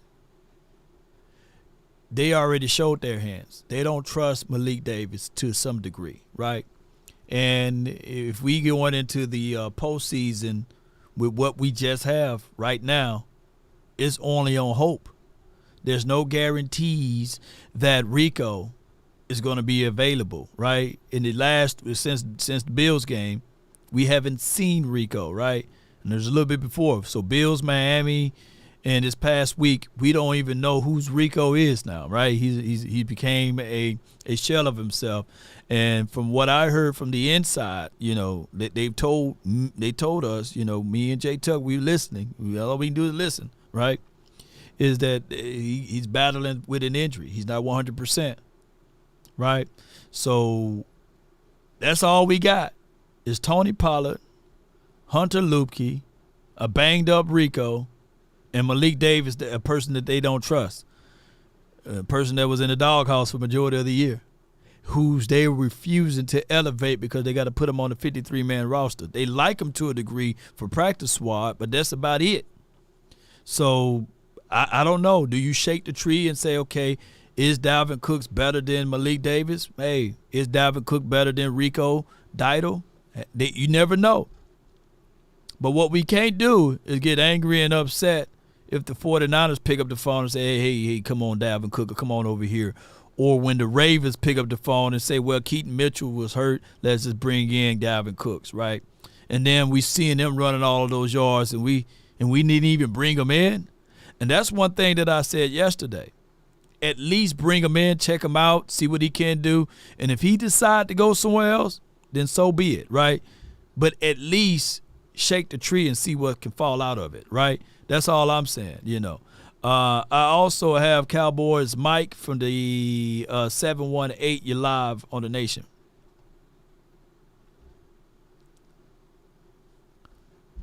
All right, we're going to move right on ahead. And I have Aaron from Long Beach. Man, you're live on the Nation. Talk to me.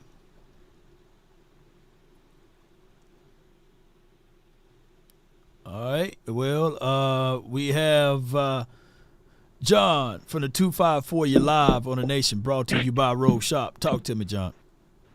Hello, Nation. Hey, what's good? Not much. I got a couple of things I want to ask you. Go ahead. I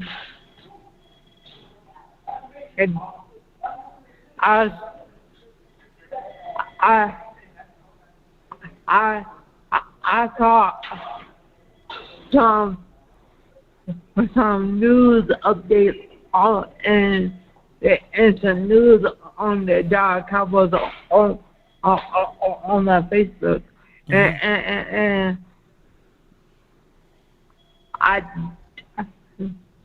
Dan Quinn will be going to another team next year. Another team next year? Well. Yeah. Well, his time in the sun could be up. He's been here for 3 years now, and we do have some elevations of this team with him being inside. He is a head coach kind of caliber guy, and I think that he deserved to at least go to a new team so that other guys can excel, like your Al Harris, like your Joe Witt Juniors of the world. So maybe that is the situation there. If he's deciding to go to another team, we can't hold him forever.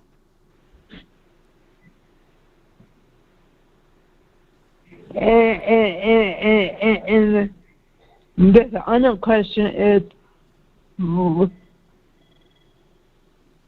would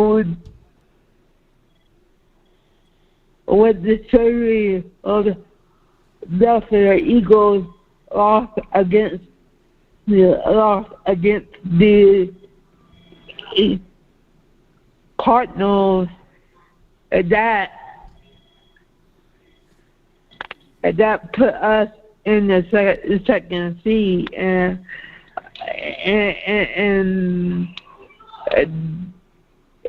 if we win this game, will that be still the same thing?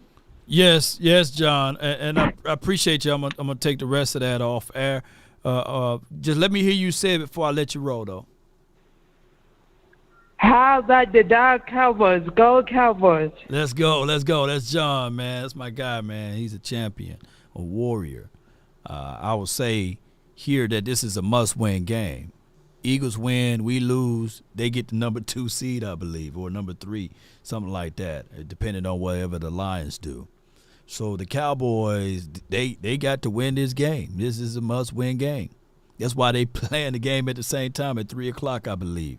So there's no layups in life, y'all. I get it. Right now we're looking at that we're so close to the playoff and we want to rest guys. There was a philosophy back in the days. I've seen multiple years that the Colts, they would rest all of their starters on the last week or the last 2 weeks because they so far ahead. Patriots had a whole different mindset. The Patriots like, shoot, we playing every doggone quarter. Tom Brady, they didn't already clinched 2 weeks ago, 3 weeks ago. They still had Tom Brady in because they trying to fix and find the small things to see what they can do as far as their team and rhythm, as far as their team and how they play on the road and the elements and all of that stuff. So it's so many things, ladies and gentlemen.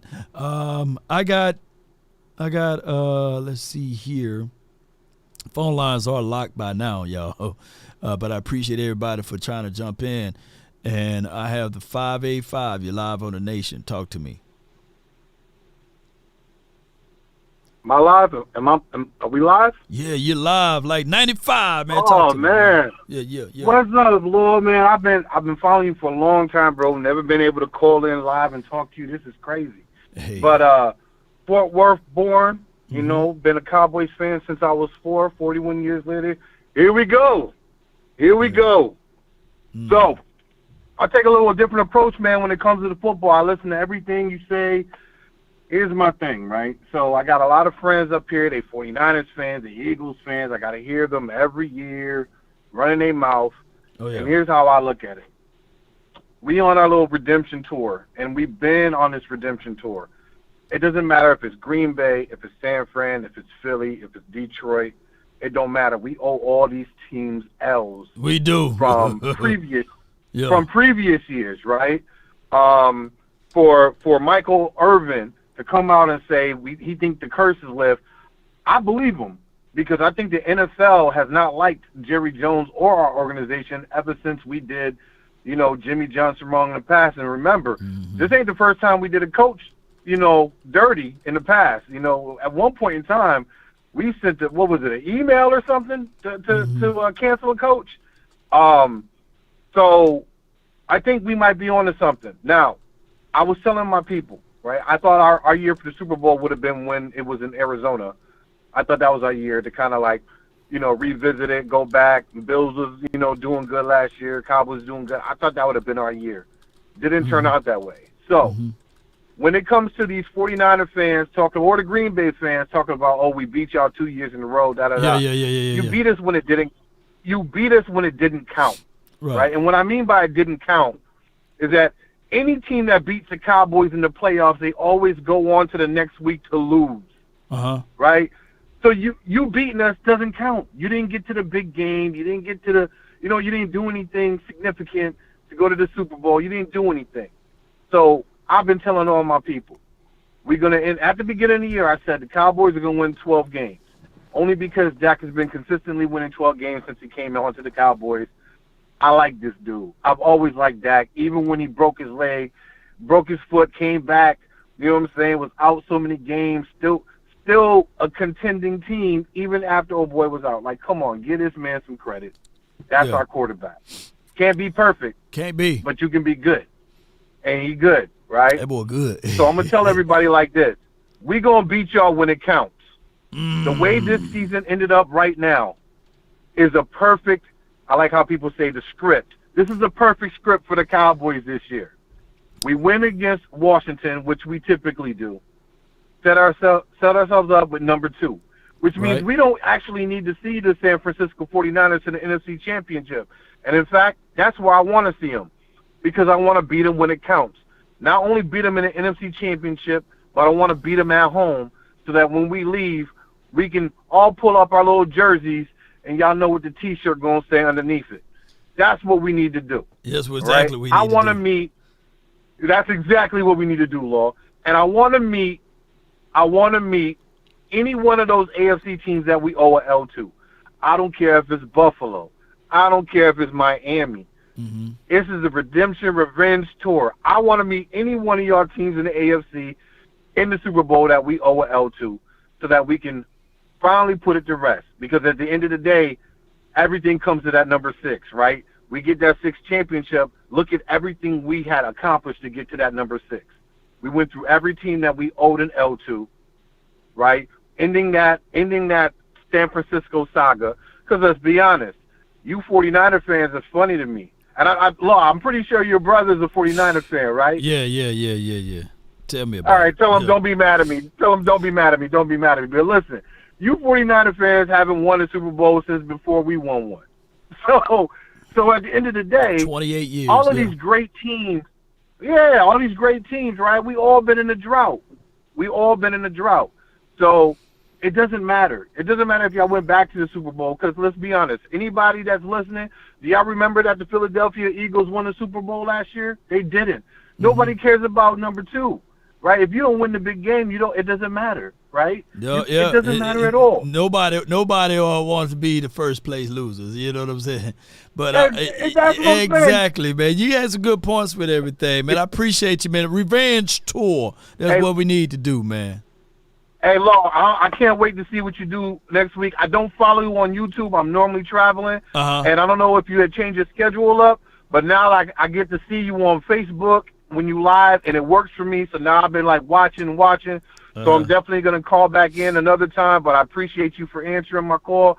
And one time for the people. How about them Cowboys, baby? Appreciate you, man. How about them Cowboys, man? I do love the reach, man. Shout out to all of the people that's watching via Facebook, and shout out to the people that's watching via YouTube and Twitch.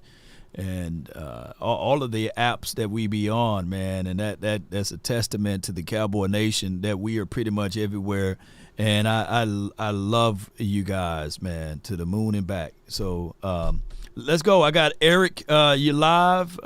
Hey, man, what you got to do to get in? What you got to do to get into the playoffs, Eric? I don't know what we have to do, my friend, but right now I'm just hoping and praying, bud. Yeah. Yep. Hoping and praying. Hoping and praying, man. Well, they said hope is hold on, pain is ending. So So that's all we can do, man, is lean on hope. Far as from your Seattle Seahawks team, man, you guys did us a great favor, man, down the stretch there. Especially what y'all did to those Eaglets. We really appreciate you, man. Yup. Yeah. Now, we still have to win our game, and we need Green Bay to lose. I believe it is. The problem is we're facing Arizona, and we've seen twice now what can possibly happen if you're playing Arizona and you're not ready for it. Oh, yeah. Yeah, because you start at home versus Dallas, and then last Sunday you start on the road in Philly. Yeah. Yep. I mean, shoot. Hey, one day at a time, one foot in front of the other, man, and yeah, it's just what it is, bro. It's just what it is, man. Yep. What else you have, Eric, man, before I let you roll, though? Oh, yeah. Let's go, Cowboys. Let's go, man. Let's go, man. Appreciate you, Eric. Hey, he's a Seattle Seahawks fan for those who don't know, man. And we getting these phone lines down, man. I got my guy from the 206 MJ. You're live on the Nation. Brought to you by Rogue Shop, man. You're here, man. Talk to me. What up, Law? How you doing, brother? Hey, man, doing well, man. Can't complain. Hey, yeah, I like that. I like what that one guy say. The redemption tour. Yeah. I remember the Rams ran over us in the playoff. We lost to them. So if we play them, we got to get them back. Whoop their butt. Green Bay upset us in Dallas. We got to get them back. Seattle. What would be an even nicer deal is the whole fact with Green Bay, though, because that was Dak's first year, and then I can do the bow tie Dak and then versus the ball headed Dak. Did you see that episode last night? Yeah. We'll be able to do that, but keep going. We get them back, and then Seattle with that lucky Tony Romo. You know what I'm saying? We get to whoop their butt again. So I don't care who we play. And then San Francisco, that's the one. If we beat them, they'll be sick. They'll cry. They'll be like Philly. They'll have a stupid look on their face. They will be so upset. But the key to beating them, all these teams, is that defense. If you get, they play good, but if we up, they got to make the play.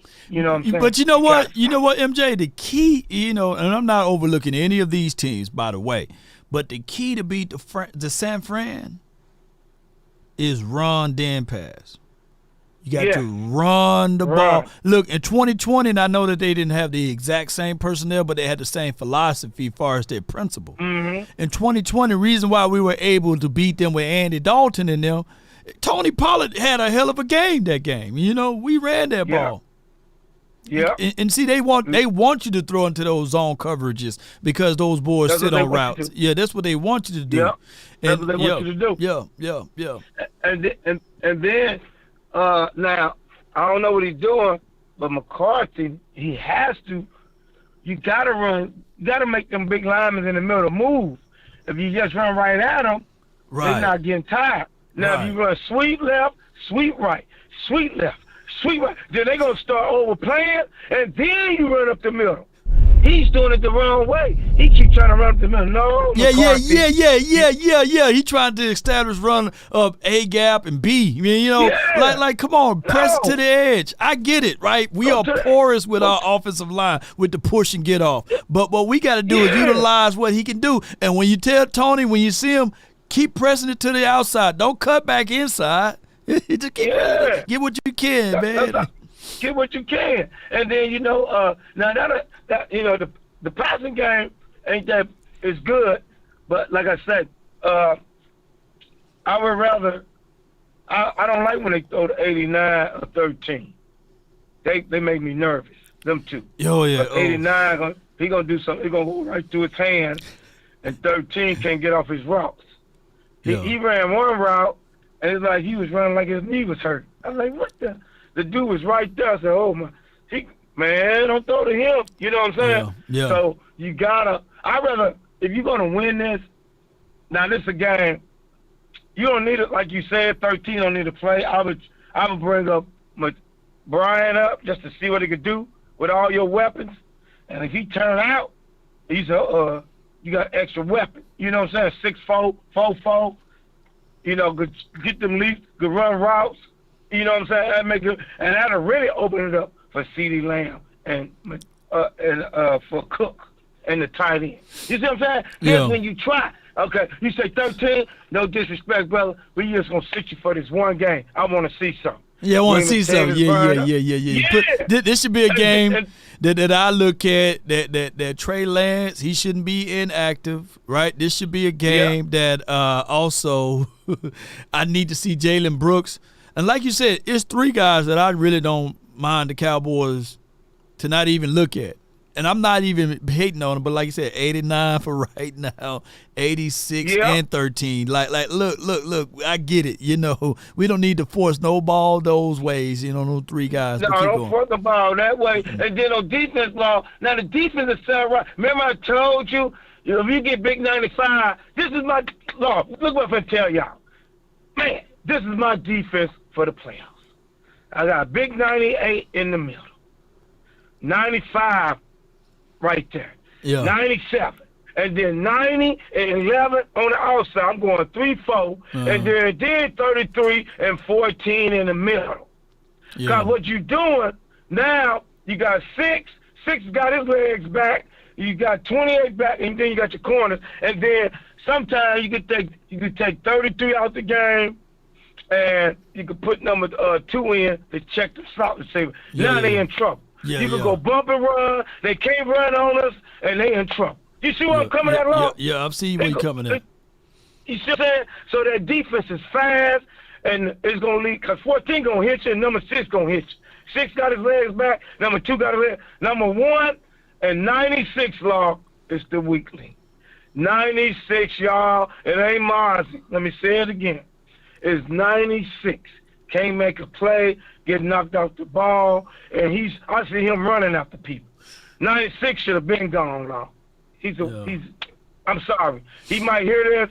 He's a waster. Man, we wasted it. We should not have him out there, man. He ain't doing nothing. Hey, I feel you, man. I thank you, man, so much for calling in, MJ. Yeah. What other point you have before I let you go? All I want to say is how about them Cowboys? And don't take this game. We got to win this game. You win these 2 playoff games, and now it's on. It'll be the highest rated game in the country. 49ers against the Cowboys, if it happens.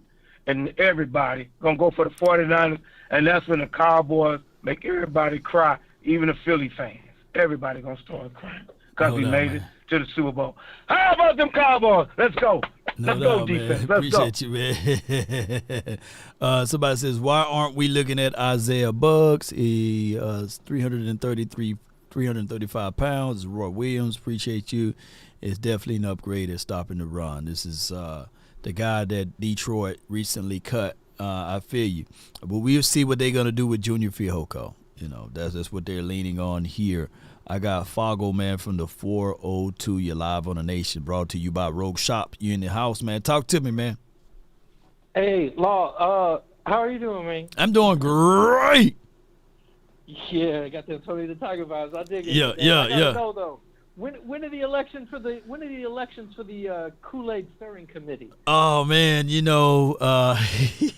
What do I got to do to get on that, man? Because you know me, rain, sleet, snow, they can call, text, page, man. We always glow, dude. I want in on some of that. Yeah, well, come on with it, man. Shoot, I'm going to have to. I missed out on the opportunities of doing videos of me just pouring the Kool-Aid and stirring it up. I might do it anyway, you know. But keep going, man. Talk to me, man.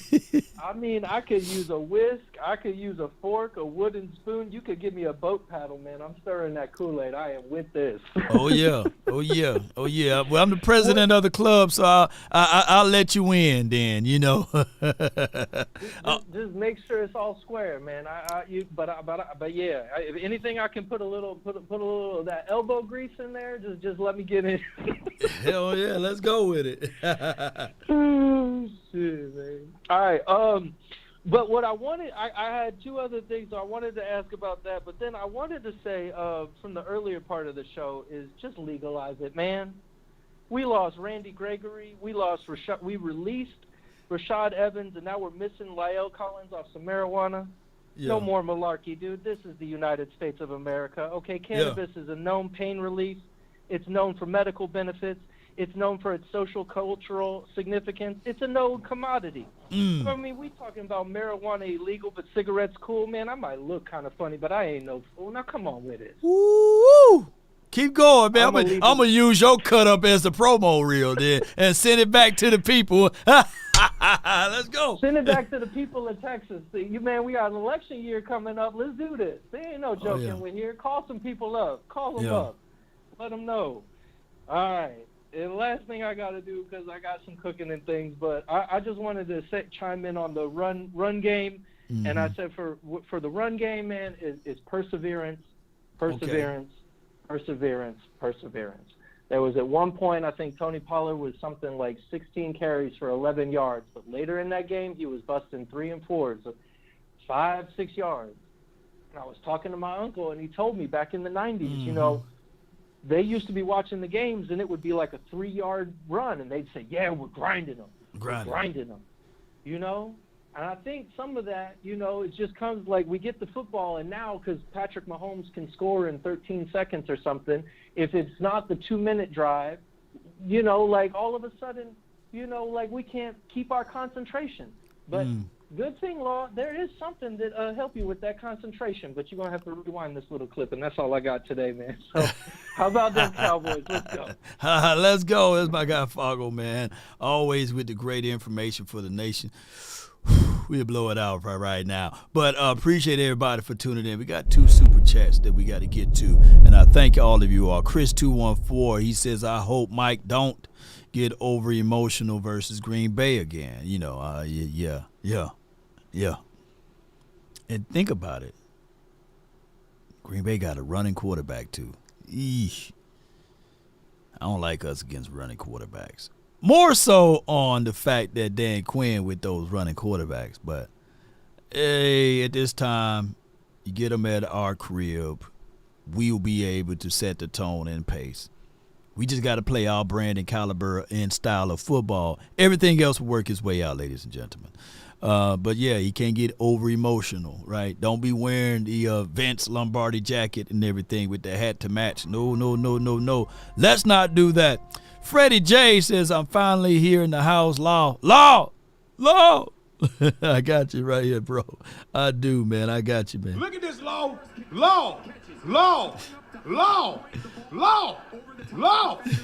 I got the 682. You're live on the Nation, man. Talk to me, man. You're live.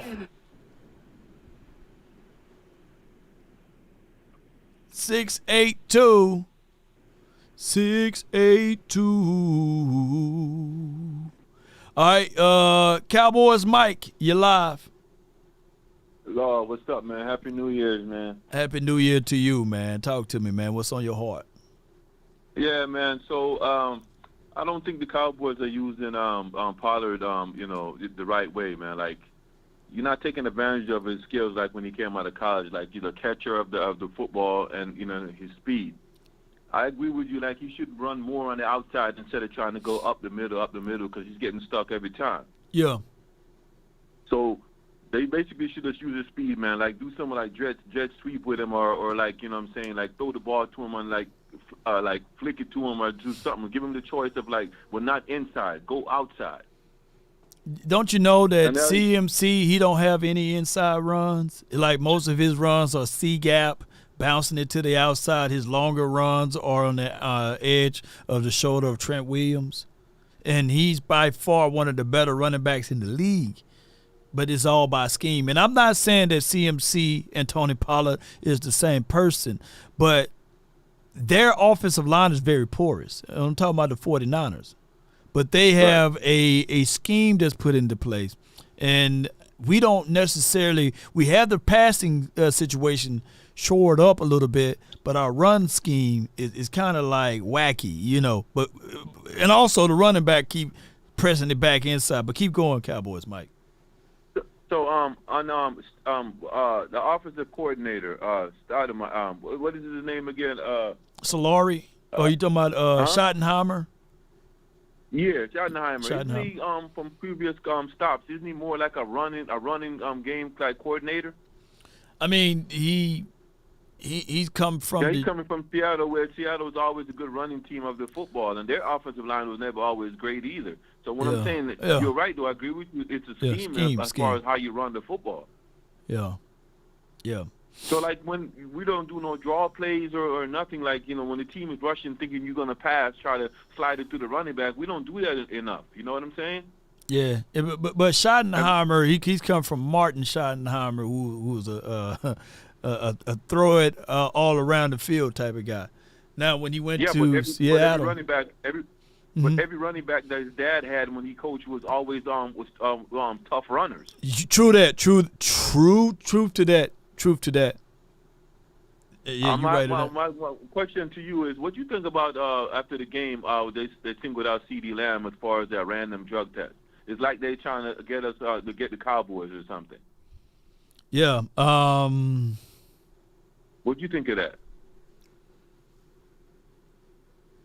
I think that they do that throughout the league, man. When you have a explosive game, I think Puka and them, he had a random drug test after he had some great performances. So they're gonna do that. They're gonna pull that random drug test on you when you do perform in those type of likes. And you seen how my guy looked, and he looked really good against the Lions, and they was not aware of that. They were not ready for that. So that's why they did what they did. And if C.D. Lamb have another game like that like this week, he would lead the league. He would lead the league in receptions and everything. So yeah, they wanted to make sure he's a real thing. Okay. So what you think about wasn't number one supposed to be a tight end, like shut down a safety that shut down tight ends?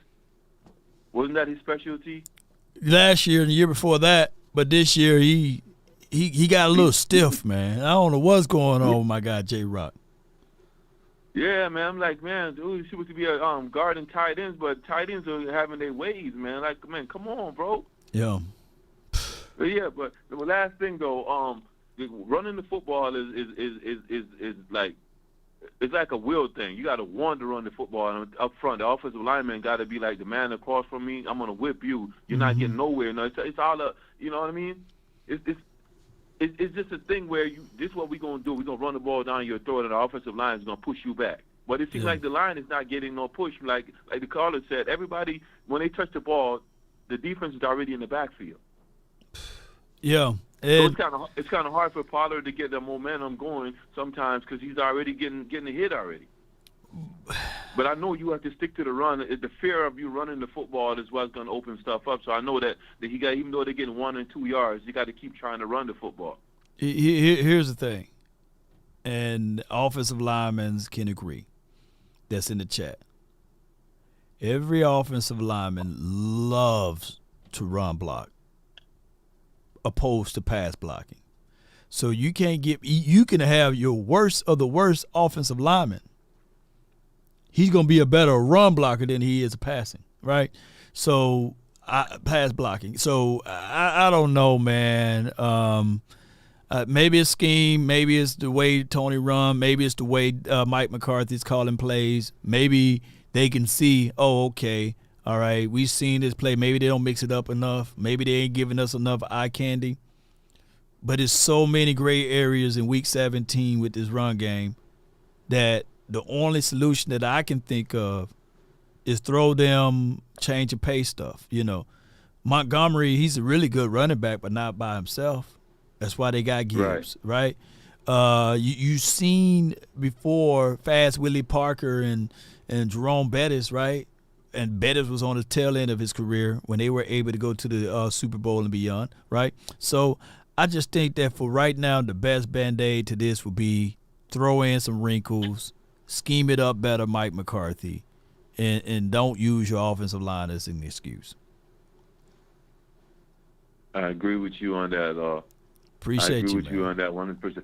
From what you watching tape and watching the games, what do you think our offensive line is good at? I think are we more better at pass protection than we are run blocking? Well, we are better at that. Yeah. We better than what we were last year in pass block win rate too.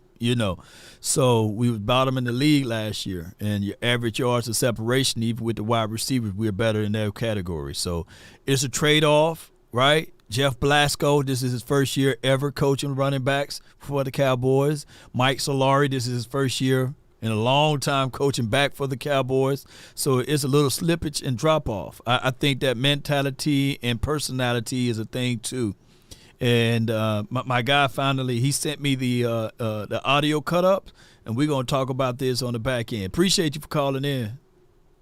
Man, I appreciate you, man. Thanks. Yeah, good How call. about them boys? How about them, man? Automatic. So it was a great conversation from Cowboys Mike, man. Really appreciate him and his thoughts of everything.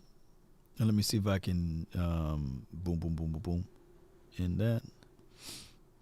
Yep. So the phone lines are off, man. Appreciate Rogue Shop for providing this stream sponsor for today. And we're going to talk about this. And objectively speaking, I'm not, and I don't want people to think that I'm bashing Tony Pollard. There's nothing wrong with Nightwing. Nothing wrong with Nightwing. He wasn't Batman. But Nightwing, what Nightwing came from? He was Robin, right? And when Robin started to be by himself, he said, you know what, I'm going to turn to Nightwing, or however that storyline goes, right? But he for sure wasn't to the level of Batman, right? But when you look at it, nothing wrong with Luigi. He ain't Mario, just what it is. And with Luigi's shoes, you like play with Luigi sometimes, He just couldn't stop. He had the Luigi feet, had them yum-yums on. He slide right into the pits, right? He couldn't stop real quick, right? It's not like we saying that Tony Pollard is the little toad, the little mushroom top toad. He ain't that dude. He just Luigi. He ain't trash. Happy New Year from Anthony. Man, appreciate you. Gallup, appreciate you. He says, use speed on the offense. Lamb, Cook, Turpin, Pollard. By the way, Ferguson is not a slow tight end. Yeah, use those boys. Yes, indeed. Somebody, Choctaw said, Luigi stinks. That's why you had Mario and Luigi. Yeah. He's, hey, if I got Choctaw, gonna tell it how it is. And he says, I'm bashing Tony, and Nightwing was bombs. That Nightwing boy, there was an episode one time, man, Batman had to go crazy. Batman went crazy. The Joker had like this Allen wrench or this 2x4 and beating the brakes off of Robin. Yeah, he beat him so bad, man. Batman thought he died, and he went on and thought he died or what have you, and he called himself getting mad at Batman for not coming to rescue him. And he turned on everybody. He tried to be a villain. Nightwing, Robin tried to be a villain. But when he had to face Batman, he still got his butt whooped. You can't beat by Toad nasty. Yeah, you crazy. Yes, indeed. Welcome to Mario Kart. Boy, we talking Mario now. Mario had the women, though. Oh, my. All right, so let me see if I get these videos aligned. It's about 3 clips. Let me see if I can play it from here. So, I think I wouldn't dismiss Pollard being on the team, but I do think they need a little bit more of a bell cow. All right, were y'all able to hear that audio? Let's see if I can fix it up right here. Let's see. Nick Eatman, DallasCowboys.com. Join us here, 105 through the Fan. Dalvin Cook, are you in? Are you out? Are they in? Are they out? I have not heard that one as an in. Obviously, that's one the fans are going to love, but why did it? I don't know why it didn't work with the Jets. I mean, is Breece Hall that good? I just don't know. I don't know the situation there. But, I mean, could he be worse than what they have? I mean, like, I could see it happening. Now, I haven't heard this, but I could see it would be a Jerry type of move. And, I mean, better than Rico Dowdle? Probably. And healthier, I think. So I would be in if they're in. He said he would be in if they're in. This Nick Eatman on 105.3 The Fan, and shout out to my guy Andre for the cut-ups, man. I'm telling y'all, man, I love my Cowboy Nation, man, when y'all can provide these cut-ups, man, because it saves so much time. And if you guys want to be part of the sniper gang, just hit me up, man. Hit me up. Shoot me these clips, man, like my guy Jay Versick be doing and everything, man. And this will help out tremendously for the show. But let me play this one. Man, we have this much time. I think a lot of things. I mean, they just don't push people off the ball, and I do think it starts. Talk about the offensive line. I don't think the Cowboys have a center that's actually moving people. And Zach Martin, Tyler Smith, I think they're really good, but I just don't think, and it could be you could say it's new offensive line coach.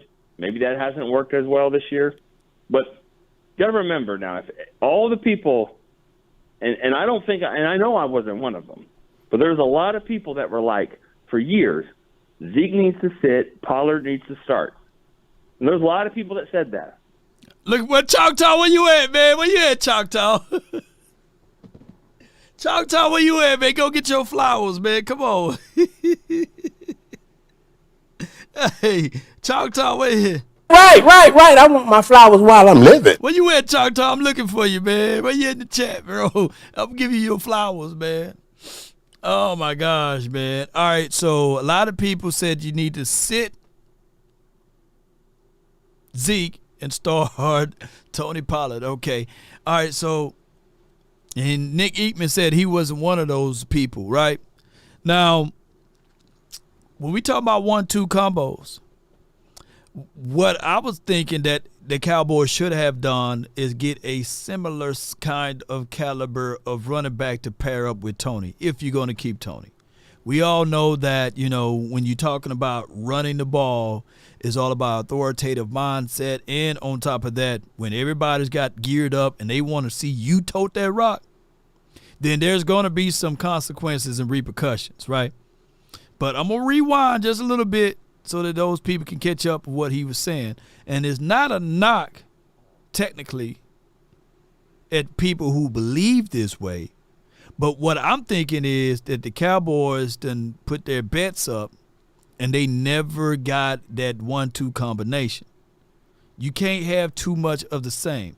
DJ Chris says, Cruz, appreciate you. He says, I said that Zeke needed to go. Oh, my God. Listen to this. Really good, but I just don't think, and it could be, you could say it's new offensive line coach.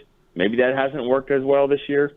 But you got to remember now, if all the people, and I don't think, and I know I wasn't one of them, but there's a lot of people that were like, for years, Zeke needs to sit, Pollard needs to start. And there's a lot of people that said that. And they're wrong. And they were wrong. And Skip Pete told you that for years. He kept saying, you can't run Pollard this way. You can't. He's not built this way. And we're seeing it now. He is not a lead back. I mean, you got to tell me, his longest run of the season is 31 yards, and he's had probably 100 more carries this year than he's had in, average of the other seasons. But he can't break out a long run. That's shocking. He's not built for this. And so I don't that the Cowboys tried to make it this way. It's not the case, and it's not working. So I think it's a combination of your offensive line, probably the scheme, the blocking scheme, and then the running back, to me, is not built for it. And that's what I've been fighting when John called in. It was a combination, of three things. And two things can be true, but doggy, there's three things right here. Three things can be true. You got run game, principle, blocking scheme, and then he's saying that the running back is not built for this. Now, granted, I always look at my guy, Tony Pollard, like this particular running back. What was the running back? He's not a Adrian Foster, but I looked at him more of a Matt Forte type of running back, right? Matt Forte was a type of running back that glide when he ran, but he kind of run up high, right? I think he came from Tulane or what have you. And I kind of liken my guy, Tony, to that particular running style.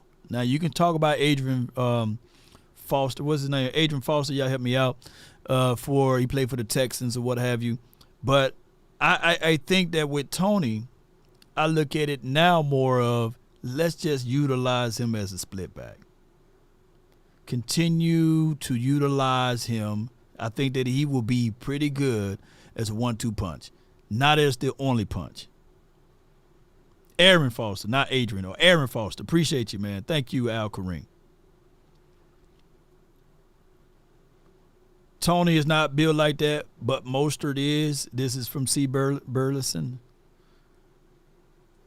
I think that even Mostert, he's 31 years of age, explosive back, but he don't have a wiry frame. He's fast, but it's a good 1-2 combination. You know what I'm saying, with him and A-Chain. I believe even if we didn't have that big power back on this team, we'd still be okay with 1-2. Even with the whole mindset, and we got a super chat. I'm going to get to it before it escapes me. Appreciate you. It's from DJ Chris Cruz. He said, I said that Zeke needed to go. I feel you, fam. I feel you 1,000,000%. But what the Cowboys should have done was replace. So, I mean, I think I wouldn't dismiss Pollard being on the team, but I do think they need a little bit more of a bell cow. That's what he said. But let's listen for this. Is the starting running back for the Dallas Cowboys in 2024 on the roster right now? I don't think so. No Dowdle, no I do Pollard? not think he is. Deuce? I think no. I think the backups might be, and it might be Pollard, honestly. Yeah, Pollard might be coming Pollard. back. Pollard I mean, coming when you back. think about I it, believe like, so. okay, he's going to go to free agency. Who's going to sign him?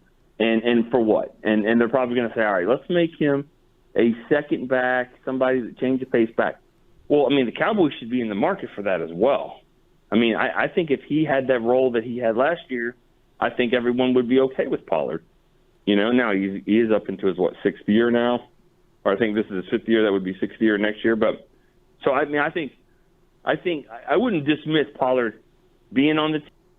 What's been so basically, shout out to my guy for that cut up there, and that's Andre Jackson that's on Twitter.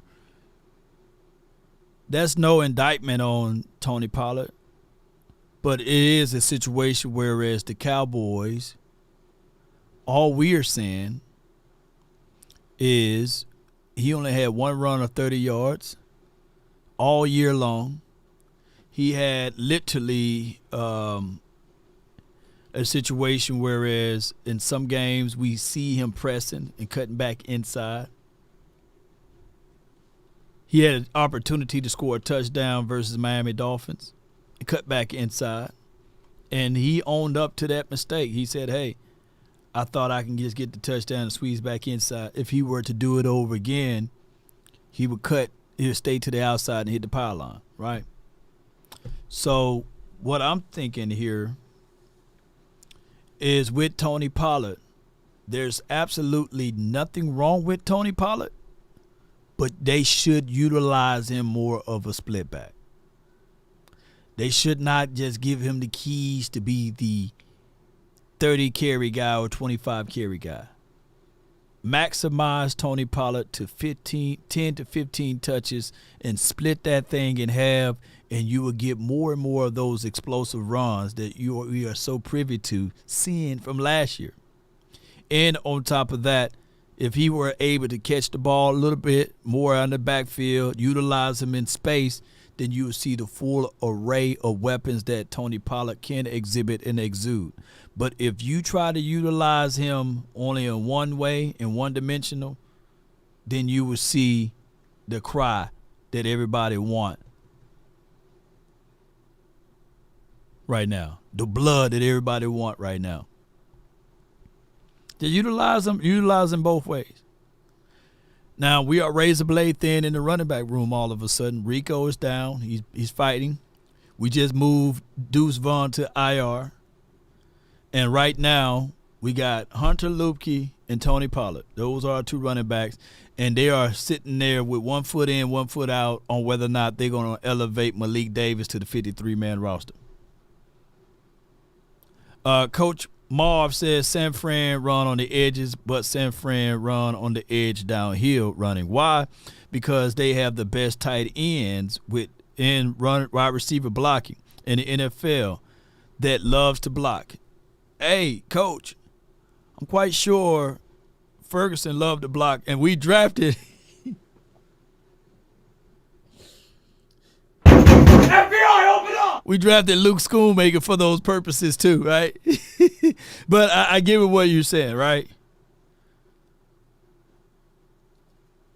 And if it's a trade for trade, San Fran got Trent Williams, Aaron Banks on their offensive line. Outside of Trent Williams, they would love, before Tyler Smith got hurt, they would, oh my goodness, man. Can y'all imagine Tyler Smith on San Fran? And the center right now, even though, Tyler Biadasz is in that weak spot, they didn't have a kind of caliber of center like we have out of Tyler Biadasz. They definitely don't have a Zach Martin over there. And Terrence Steele, we can be in the middle of the road with him right now because he's coming off of that injury. But nobody you will trade for on that offensive line outside of Trent Williams. Nobody. Yeah, Rico is practicing today. He's still a little banged up, though. That's the only thing. The FBI sound is the funniest button I can't breathe every time. Trey G. Yeah. But yeah. Man, I appreciate all of y'all, man, for tuning in for these type of episodes. Be sure to hit the like, share this content. We're going to bounce on up out of here. I think that the Cowboys, we just got to outfight the narratives. I think that we can still run the ball. Hey, Coach Marv, let me know. Are we still a top 10 in rushing this year? Because we were top 10 in rushing last year. I think we are. Let me know, Coach Marv. I think we are. So we still a top 10 in rushing. We just got to utilize and use those rushings to benefit us in the proper way. We got to know when to throw that punch. We got to know when to fight. We got to know when to run.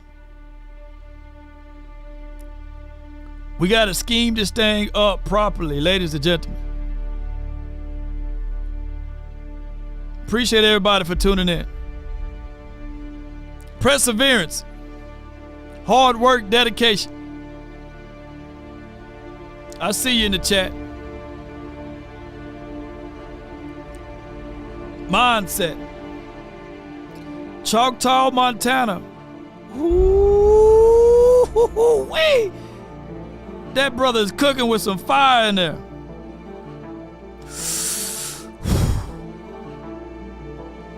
He quote, Choctaw, quote, no defense, fear Dallas running. Quote, unquote. Sometimes in life, the threat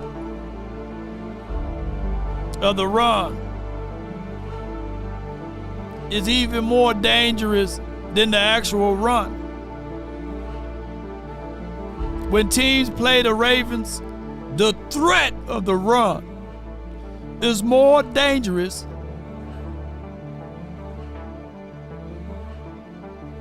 than the actual run. So that's why you don't need a CD over there, a Brandon Cooks over there.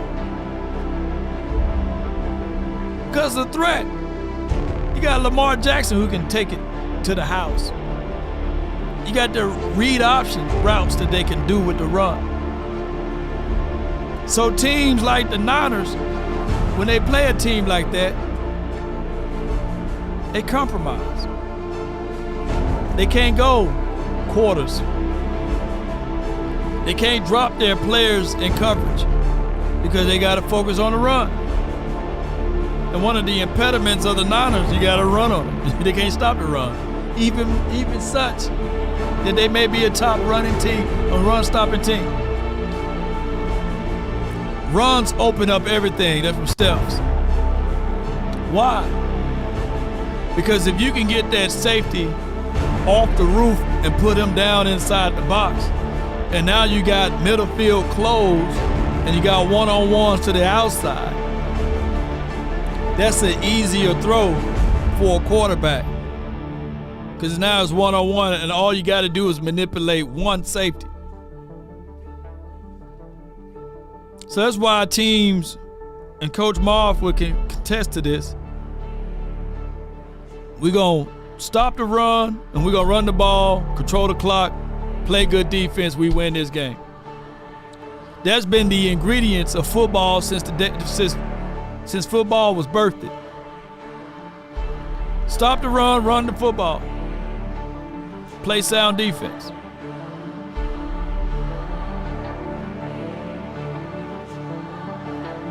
That's the reality, ladies and gentlemen.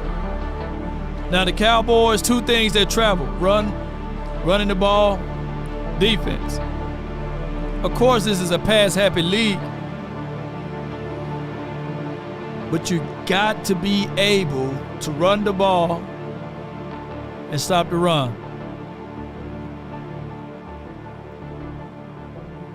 So many people want to do trig. So many people want to look at calculus, advanced algebra, college algebra.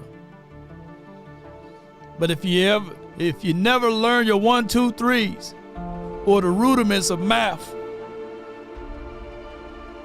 trigonometry will always be difficult to you.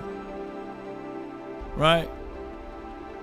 It's all about understanding the fundamentals and the rudiments. But so many people want the shiny toys and the bigger things in life, but they don't understand the rudiments. Like Lisa said, SOB, standing on business. So with that being said, ladies and gentlemen, boys and girls around the globe, life is always a cycling type of deal.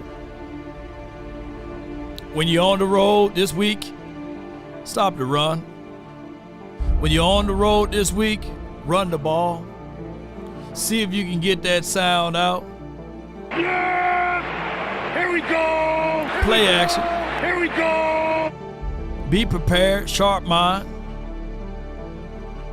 And if you want a thing bad enough to go out there and fight for it, to work day and night, to give up your time, your peace and your sleep, if all of your desires of it makes you quite mad that you don't get tired, and it makes you hold everything tawdry and cheap, if life itself seems empty and useless without it, and all that you scheme and dream is about it, if you will gladly go out there and sweat for it, fret for it, or plan, or lose all terror of your mind, if you would simply, just simply go after the thing you want with all of your capacity, strength and sagacity, with faith, hope, and confidence, and stern pertinacity.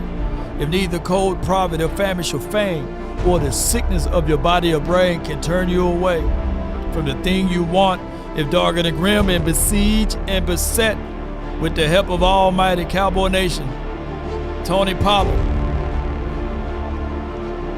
Dak Prescott, Terrence Steele, TJ Bass, Lyle Collins, if he gonna sign it or not, CD Lamb, if Dog of the Grim and besiege and beset, those boys, if they put their mind together, they will get it. Let's go, Cowboy Nation. Damn. Appreciate everybody. Damn. Now, give me my theme music, baby. Hey, roll those credits, baby. Come on. Appreciate y'all. Yeah, I just wanna run it up. Kinda check or something. I've been really in the field, let up. Yeah. I've been really in the field, let her rush, I let her feel. Lately, I just wanna run it up. Don't need no deals, I make the deal. Half a ticket to a meal. Lately, I just wanna run it up. Yeah. Kinda check a song. Lately, I just wanna run it up.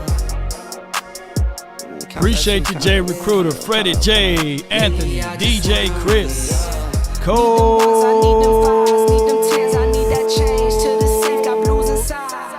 Marv. Greens and pinks, it's all the same. I Come on. Roll my change, take some losses when I play, charge it to the game. I'm with L, yeah, I'm with T Black, I'm with Rabbit now. I'm with Bay, yeah, I'm with J, yeah, I'm with Chuck and now. Still the same, I switch the size, now it's that loyalty. You switch size off for the bag, and that's worth more to me. I mix Nike with designer, I experiment. You just rock what's on the shelf, and I'm not feeling it. Search for the one, but baby girl, it's nothing real as this. Can't trust a soul, I keep a hammer, call it too legit. I've been really in the field, let her rush, I let her feel. Lately, I just wanna run it up. Don't need no deals, I make the deal. Half a ticket to a meal. Lately, I just wanna run it up. Yeah. Kinda check a song. Lately, I just wanna run it up. It's an evil world we live in. Count that too, count it up, count it up. Lately, I just wanna run it up. Yeah, I just be off the dome. I never own no chrome. Too many foes and clones. Yeah. I be at home alone. I be in zones alone. I be on roll alone. Come on. All right. Let her rush, I let her feel. Lately, I just wanna run it up. Don't need no deals, I make the deal. Half a ticket to a meal. Lately, I just wanna run it up. Yeah. Kinda check a song. Lately, I just wanna run it up. Count that too, count it up, count it up. Lately, I just wanna run it up. We about that life. Lately, I just wanna run it up. Until next time, DC for life. Lately, I just wanna run it up.